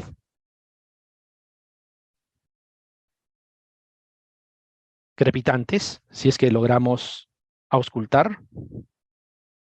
Si tuviéramos a la mano pulsoxímetro, eso va a disminuir en ambos, en los virales también, dependiendo de la afectación que haya, puede disminuir, pero no sirve para determinar la gravedad, ¿no? Si hubiese radiografía de tórax, obviamente nos puede servir más, pero ya hemos dicho, no necesariamente van a tener a la mano la radiografía de tórax. Sin embargo, lo que estamos comentando sí. Fíjense, es interesante para los síntomas respiratorios. Tos y un síntoma bajo, o un hallazgo bajo. Disnea, crepitantes, con tos, nos debe de servir. Si hay fiebre, malestar general, diaforesis, compromiso sistémico, también, ¿no? Sumamos y pensamos en una neumonía. Otro detalle, ¿no? Otro detalle es esto que están viendo acá. Miren, que la enfermedad sea de inicio reciente. O sea, no puede ser de mucho tiempo porque ya habría que pensar en otra patología pulmonar, ¿no? En el peor de los casos, en los últimos 14 días, ¿no? Síntomas respiratorios, la disnea es un mandatorio y eso se refleja por la frecuencia respiratoria, síntomas sistémicos como fiebre, taquicardia, taquifnia, y lo que podrían encontrar en el momento de realizar el examen físico, ¿no? Las vibraciones vocales aumentadas, ¿no? La matidez al momento de la percusión, los crepitantes. Eso de cambios radiográficos, bueno, para los que tienen suerte, prácticamente les daría el diagnóstico. Ojalá la mayoría tenga por lo menos hemograma donde va, entonces va a poder de alguna manera definir con mucha facilidad. Cuando se trata de las neumonías virales, por ejemplo, hay grupos importantes a tener en cuenta, los añosos, las gestantes, ¿no? Las personas que están hospitalizadas o en algunos lugares donde se hace cuidados sanitarios. Esto no es tanto para el ámbito del SERUMS, ¿no? Pero las gestantes y los añosos sí, o los que tienen comorbilidades importantes, ¿no? Desde afectaciones pulmonares, cardiovasculares, ¿no? Puede haber falla renal, etcétera. Si tienen de antemano ese tipo de patologías de fondo, incluso la obesidad, puede haber complicaciones cuando se trata de patología viral, ¿no? En el caso de influenza es así, si se acuerdan, en el caso del COVID era parecido. Y esto es importante, los criterios de gravedad. Si bien es cierto, nos hemos adaptado a mirar todo, pero sin embargo van a darse cuenta que no necesariamente todo es 100% tiene que estar ahí. Miren, frecuencia respiratoria de más de 30 es una cosa que nos debe de preocupar, no es una situación menor, ¿no?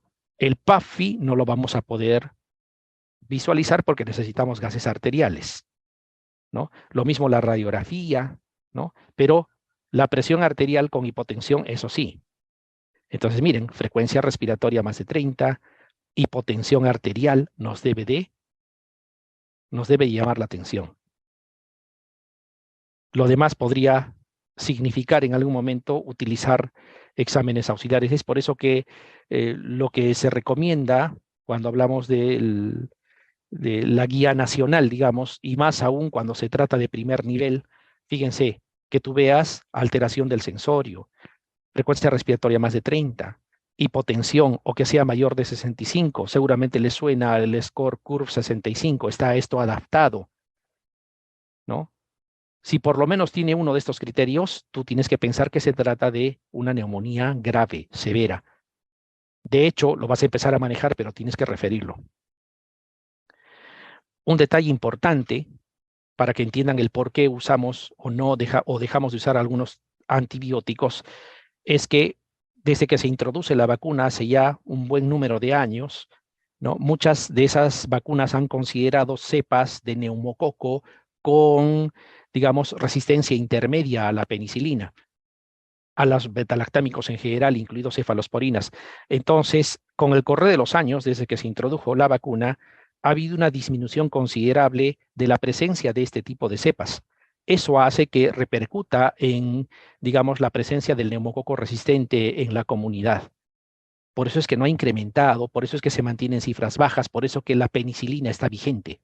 Tiene mucho que ver, a pesar del mal uso de los antibióticos.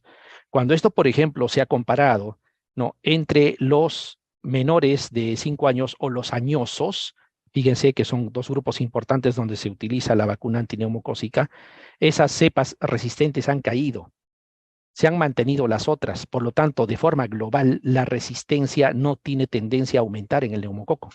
Esto es, por ejemplo, una vigilancia que hace bueno, para varias bacterias, aquí está la página, ¿no? El gobierno de los Estados Unidos hace esta vigilancia, ojalá tuviéramos algo así en nuestro medio, ¿no? Es de libre acceso. Fíjense, cuando hablamos específicamente, ahí está de Streptococcus pneumoniae, que es lo que estamos hablando en este momento, la tasa de resistencia, ¿no?, hacia las penicilinas es baja, miren, 1,7%. Y cuando hablamos de cefalosporinas de tercera generación, 0,3%. Son bajas. No debería de preocupar. Las tasas de sensibilidad son cercanas al 100% para ambos. Es por eso que se usa la penicilina con confianza. Cuando nosotros revisamos, por ejemplo, literatura de nuestro medio, han habido estudios nacionales sobre la susceptibilidad de neumococo a la penicilina, lo mismo, ¿no? Cuando uno observa el gráfico, ahí está el punto neutral, ¿no? ¿Hay una tendencia al incremento de la resistencia? Sí, con el correr de los años, por supuesto que sí. Fíjense, aquí está, ¿no? Con el correr de los años hay una tendencia importante a ir subiendo hacia favor de la resistencia. Sin embargo, esto no tiene significancia estadística y ustedes saben que cuando no hay significancia estadística no es una verdad aplicable al entorno. Son diferencias por el azar o son diferencias que no tienen la trascendencia suficiente para hacer cambios, digamos, en la política de terapéutica o de elegir un antimicrobiano como tal. Que con el tiempo probablemente esto pueda suceder, puede ser, pero acuérdense que la vacuna también se usa en nuestro medio. Y esas cepas que se han utilizado, muchas han sido incluso con resistencia intermedia. Eso nos va a servir. Por eso que al final, nuestra misma guía nos recomienda como antibioterapia empírica decimos porque nadie va a primero encontrar en el cultivo el neumococo para recién iniciar la terapia. Amoxicilina a dosis elevadas, miren, para manejo ambulatorio.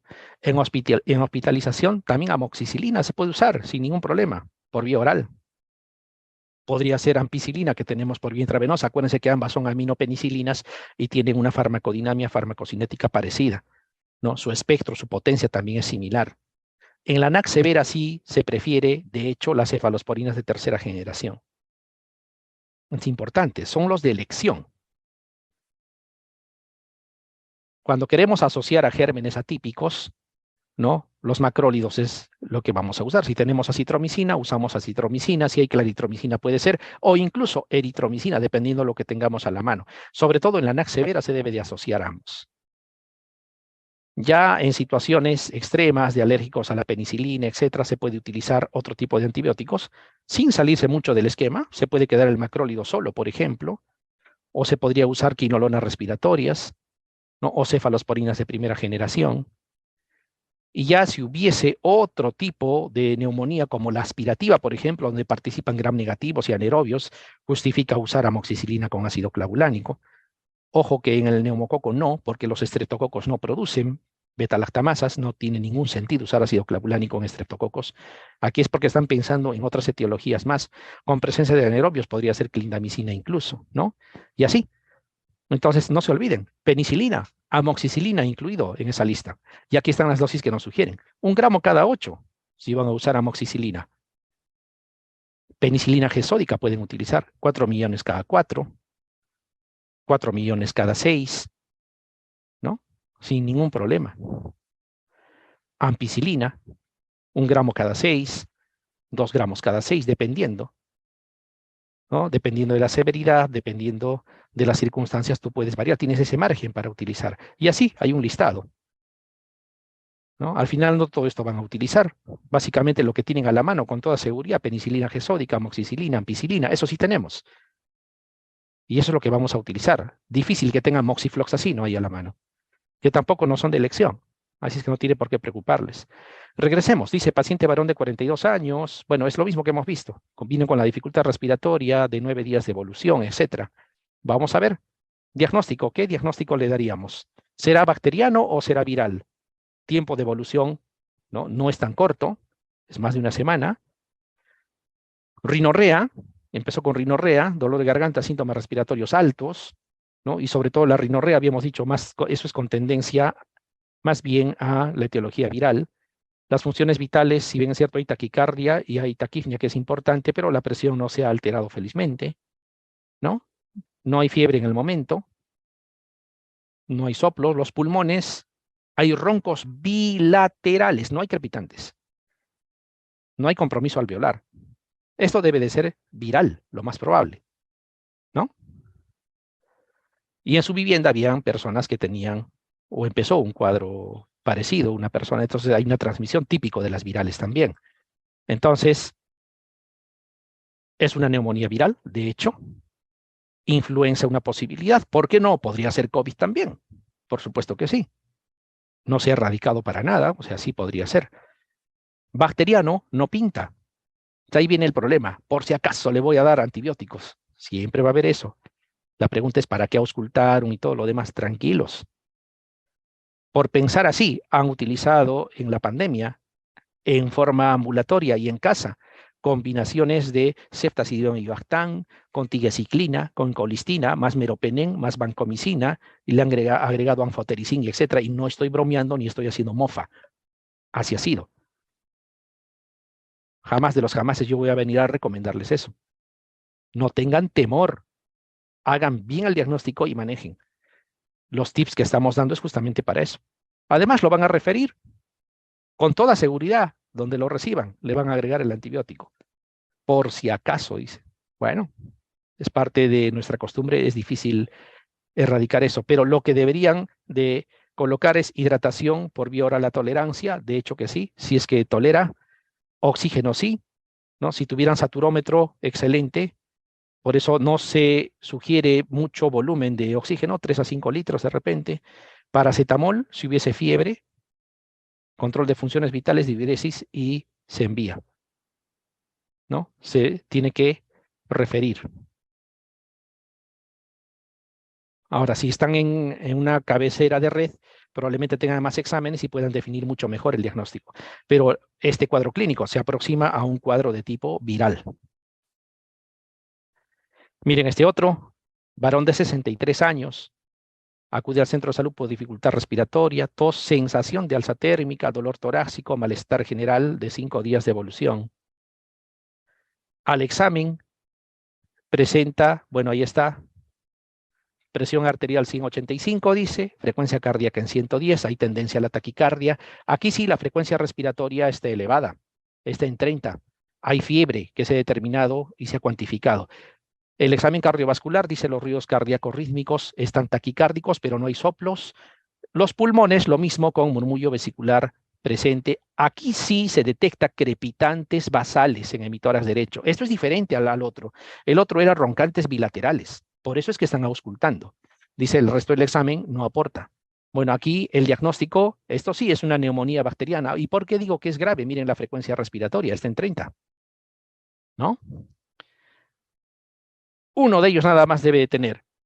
Frecuencia respiratoria más de 30, confusión mental que no la tiene, la presión arterial, lo mismo, no es el caso, y edad mayor a 65, pero 63 pues está por ahí, ¿no?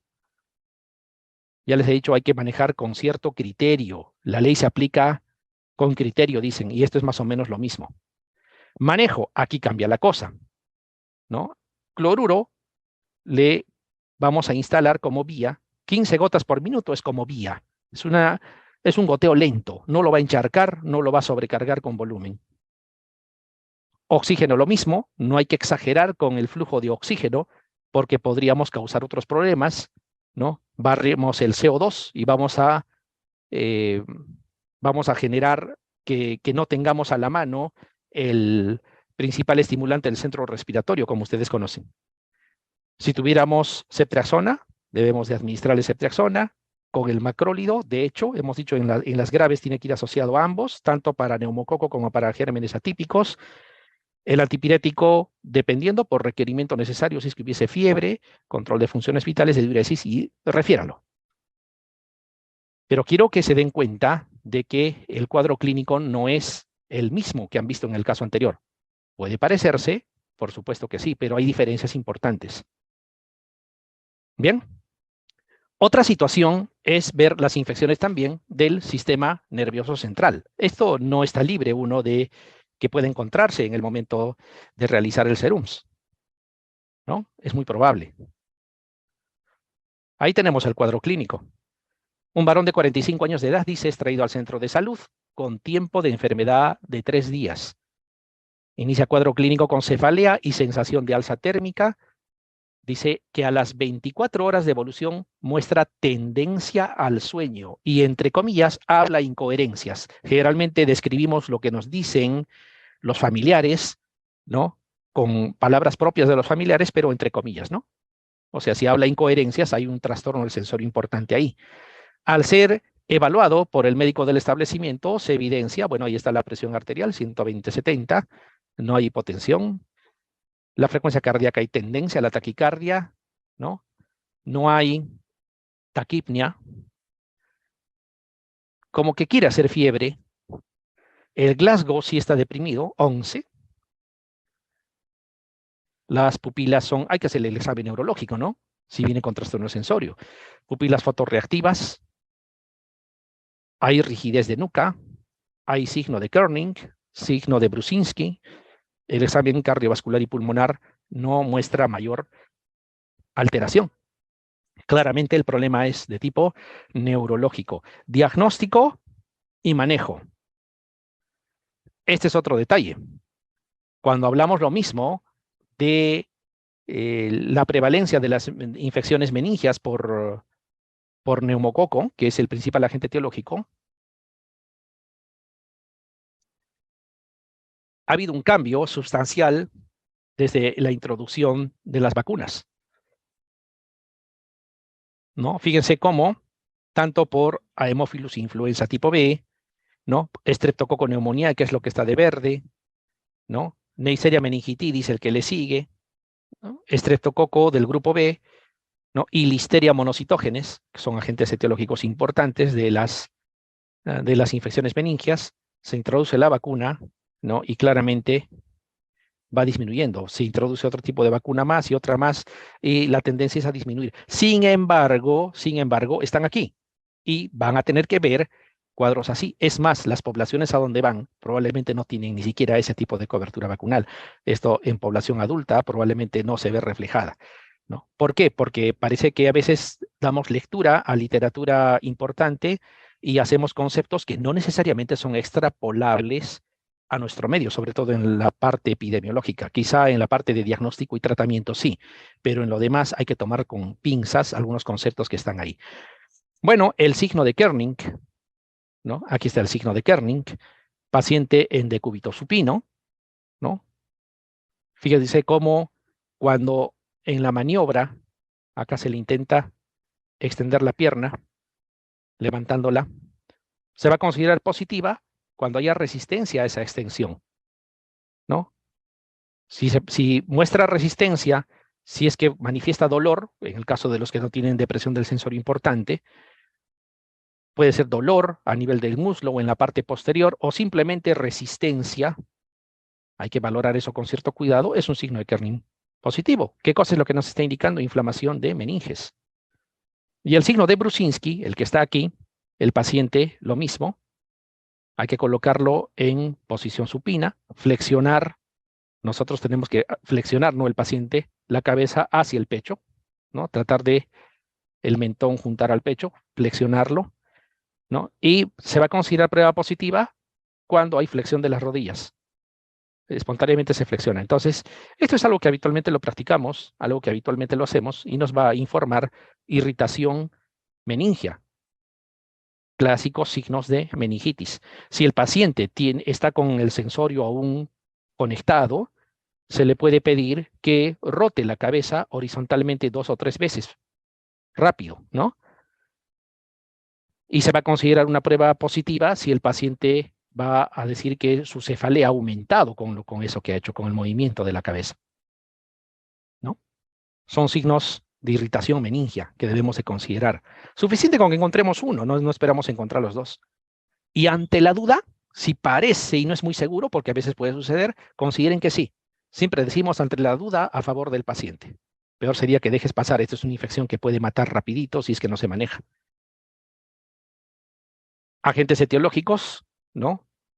Streptococcus pneumoniae, frecuente, ¿no?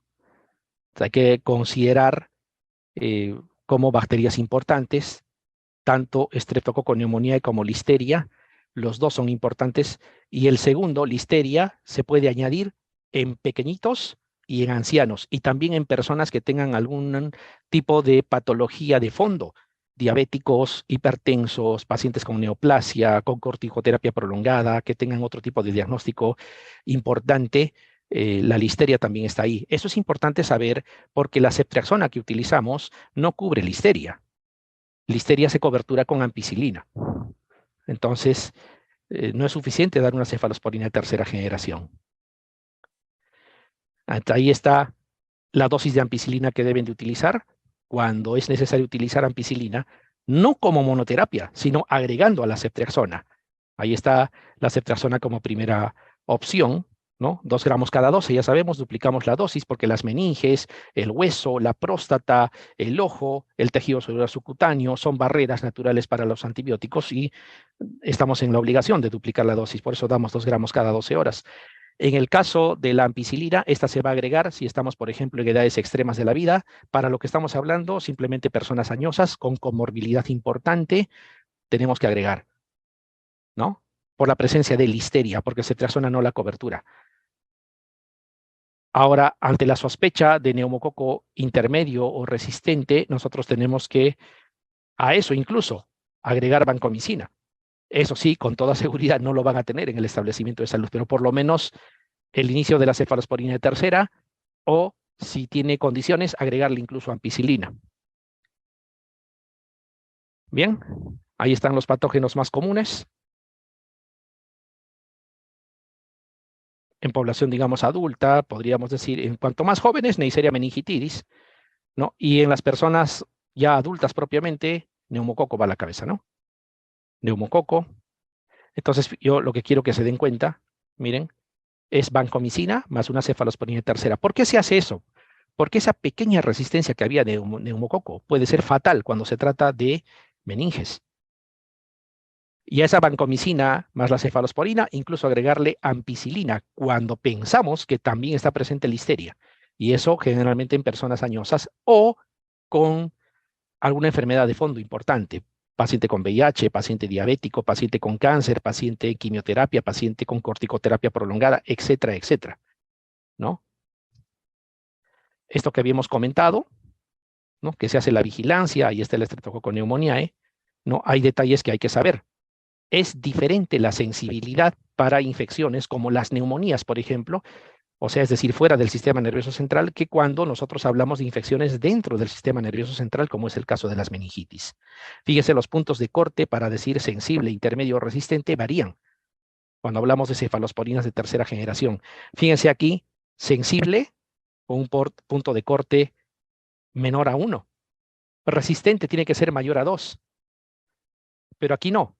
cuando es dentro del sistema nervioso central, baja considerablemente esos puntos de corte. Para ser sensible tiene que ser menor a 0,5 y es resistente tan solo siendo mayor a 1, lo que aquí sería todavía intermedio. Ojo, y estamos hablando de del mismo fármaco y de la misma bacteria. O sea, una cosa es que infecte pulmón en neumonía y otra cosa es que haga infección de meninges. Es diferente.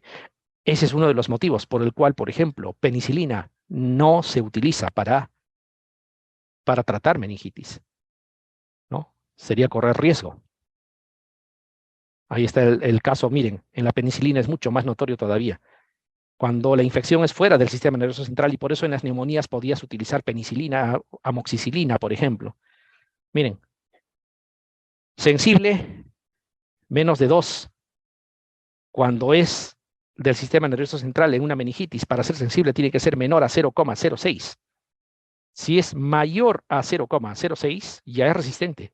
Aquí seguiría siendo sensible.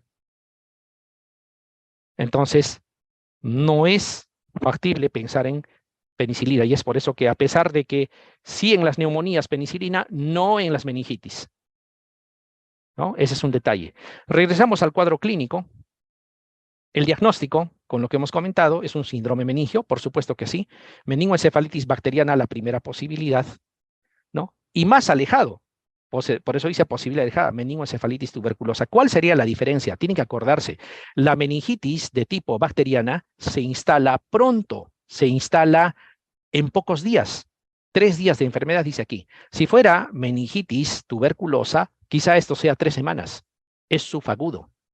Demora más para instalarse. Claro, cuando el cuadro está florido, se parecen, son casi idénticos.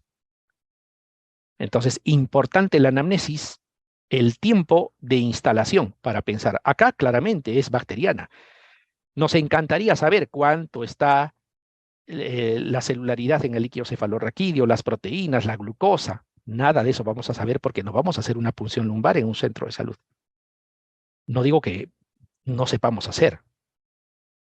No está bien que hagamos, ¿no? Y probablemente tampoco el laboratorio nos va a permitir obtener ese tipo de resultados.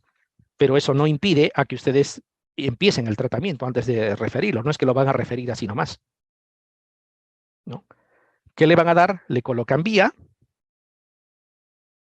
Oxígeno también es importante, pero a flujo no elevado. 3 puede ser. Tampoco le van a poner 1, ¿no? Si tienen saturómetro, mucho mejor. Eso yo creo que sí van a tener a la mano. Hay que mantenerlo más del 93%. Ceftriaxona 2 gramos. Bueno, esto es cada 12, ¿eh? No es cada 24, que hay un lapsus de escritura. Es 2 gramos cada 12 horas, por favor. Paracetamol condicional por sonda nasogástrica. Instálenle la sonda nasogástrica porque igual va a tener que alimentarse por sonda nasogástrica. Está con trastorno del sensorio. Control de funciones vitales, control de diuresis. Tiene 45 años. Si tuviera 50, 55, le tengo que agregar ¿qué? Ampicilina más, ya pensando en listeria. Y si fuese más añoso, con mucha más razón. Si tuviera una comorbilidad importante, con mucha más razón. Pero en este caso, la ceftriaxona solamente. Si cultivaran o habría sospecha de neumococo resistente, tendrían que agregarle vancomicina, no reemplazarla a la ceftriaxona, sino agregarle. Felizmente en nuestro medio eso no es, digamos, algo tan trascendente, pero sí lo suficiente para ya no pensar en penicilinas como parte de la terapia. Sí, cefalosporina de tercera, acá no hay otra opción.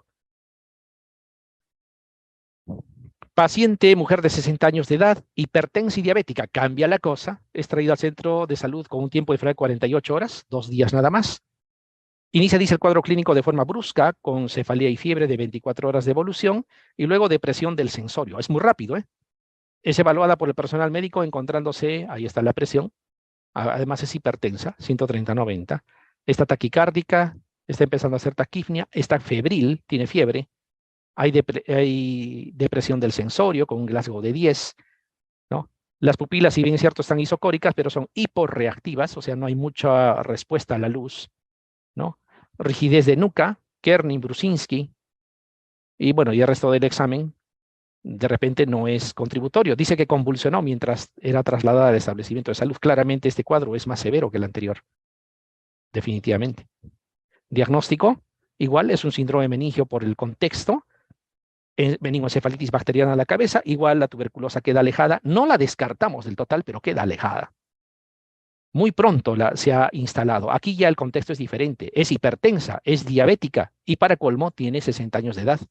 Entonces, en el manejo, aparte de colocarle la vía, de darle aporte de oxígeno y de darle a la ceftriaxona, que vuelvo a repetir, aquí debería decir cada 12 horas, este es un lapsus de escritura, hay que agregar ampicilina.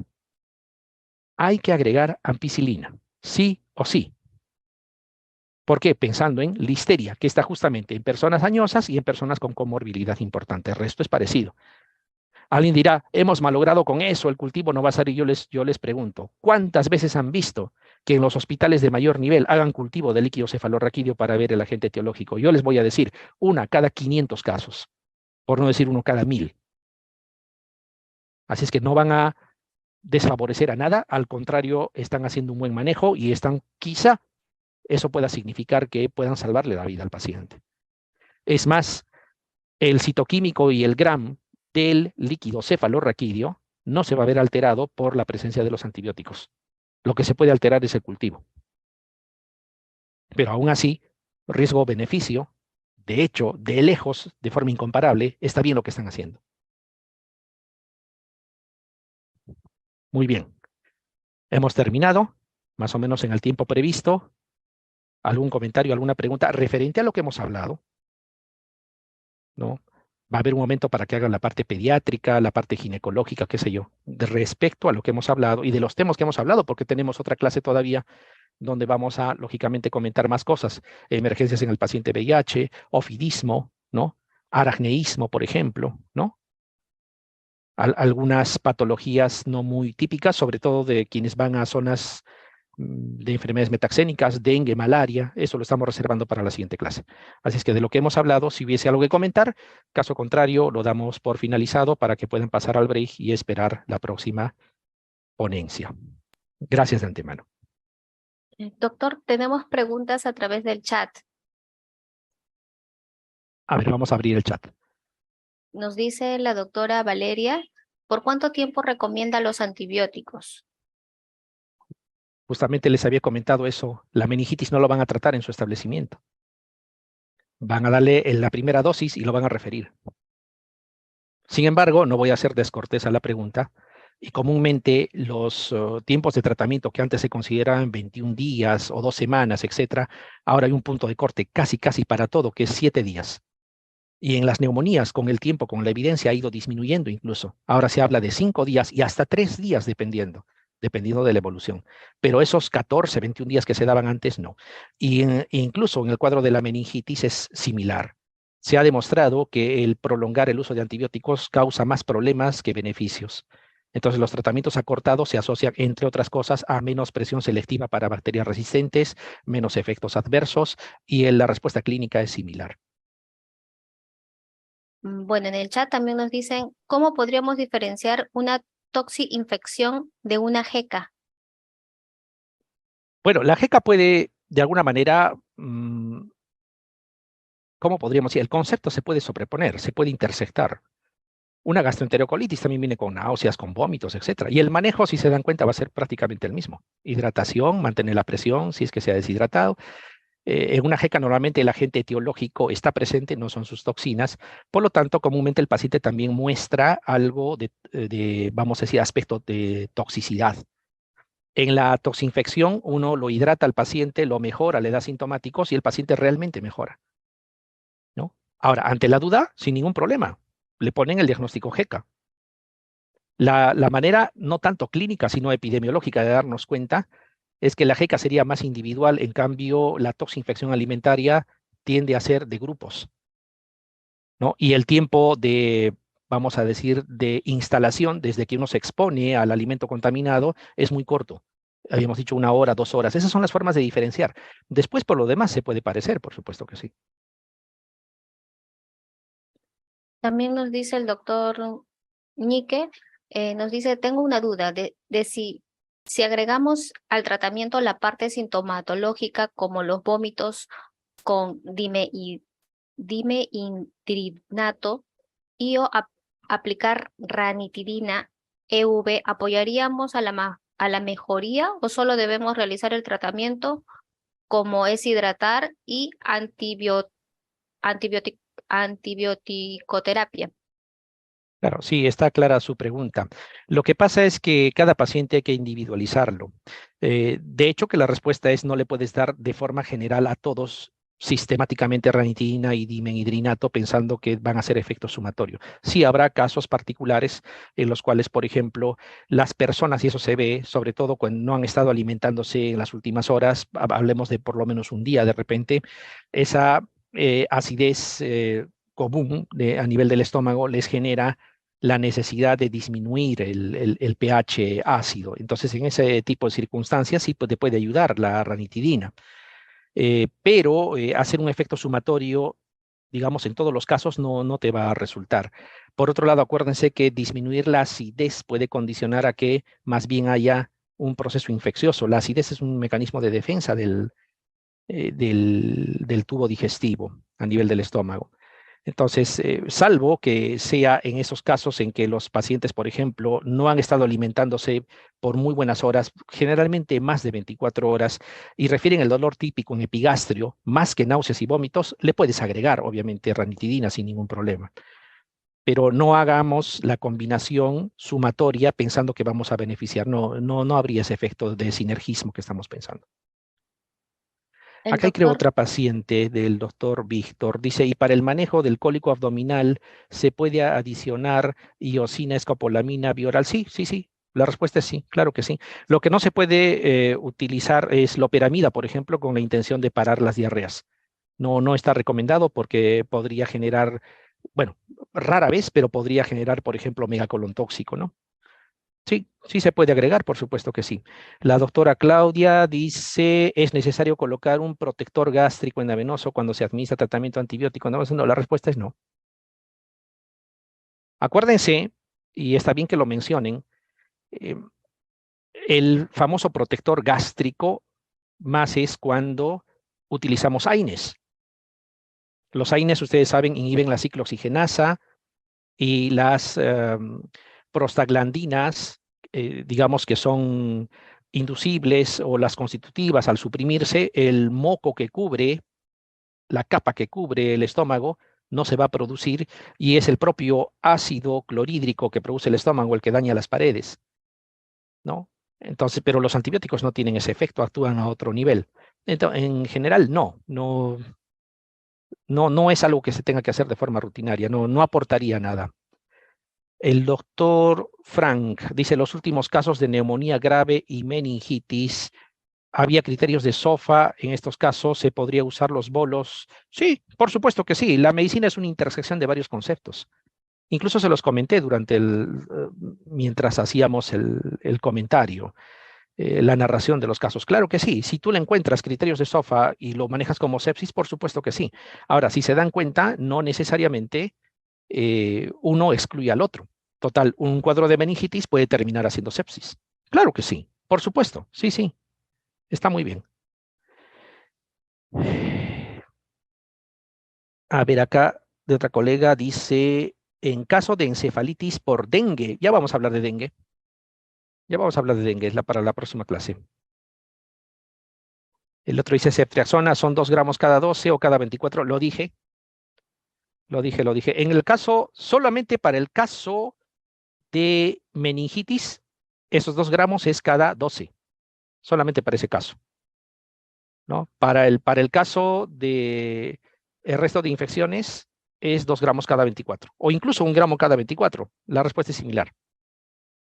En el caso de gestantes, no voy a superponer, ya les había comentado, eso lo va a desarrollar otro colega, que tiene que otro colega en la patología pediátrica y será otra colega en el caso de la patología en gestantes.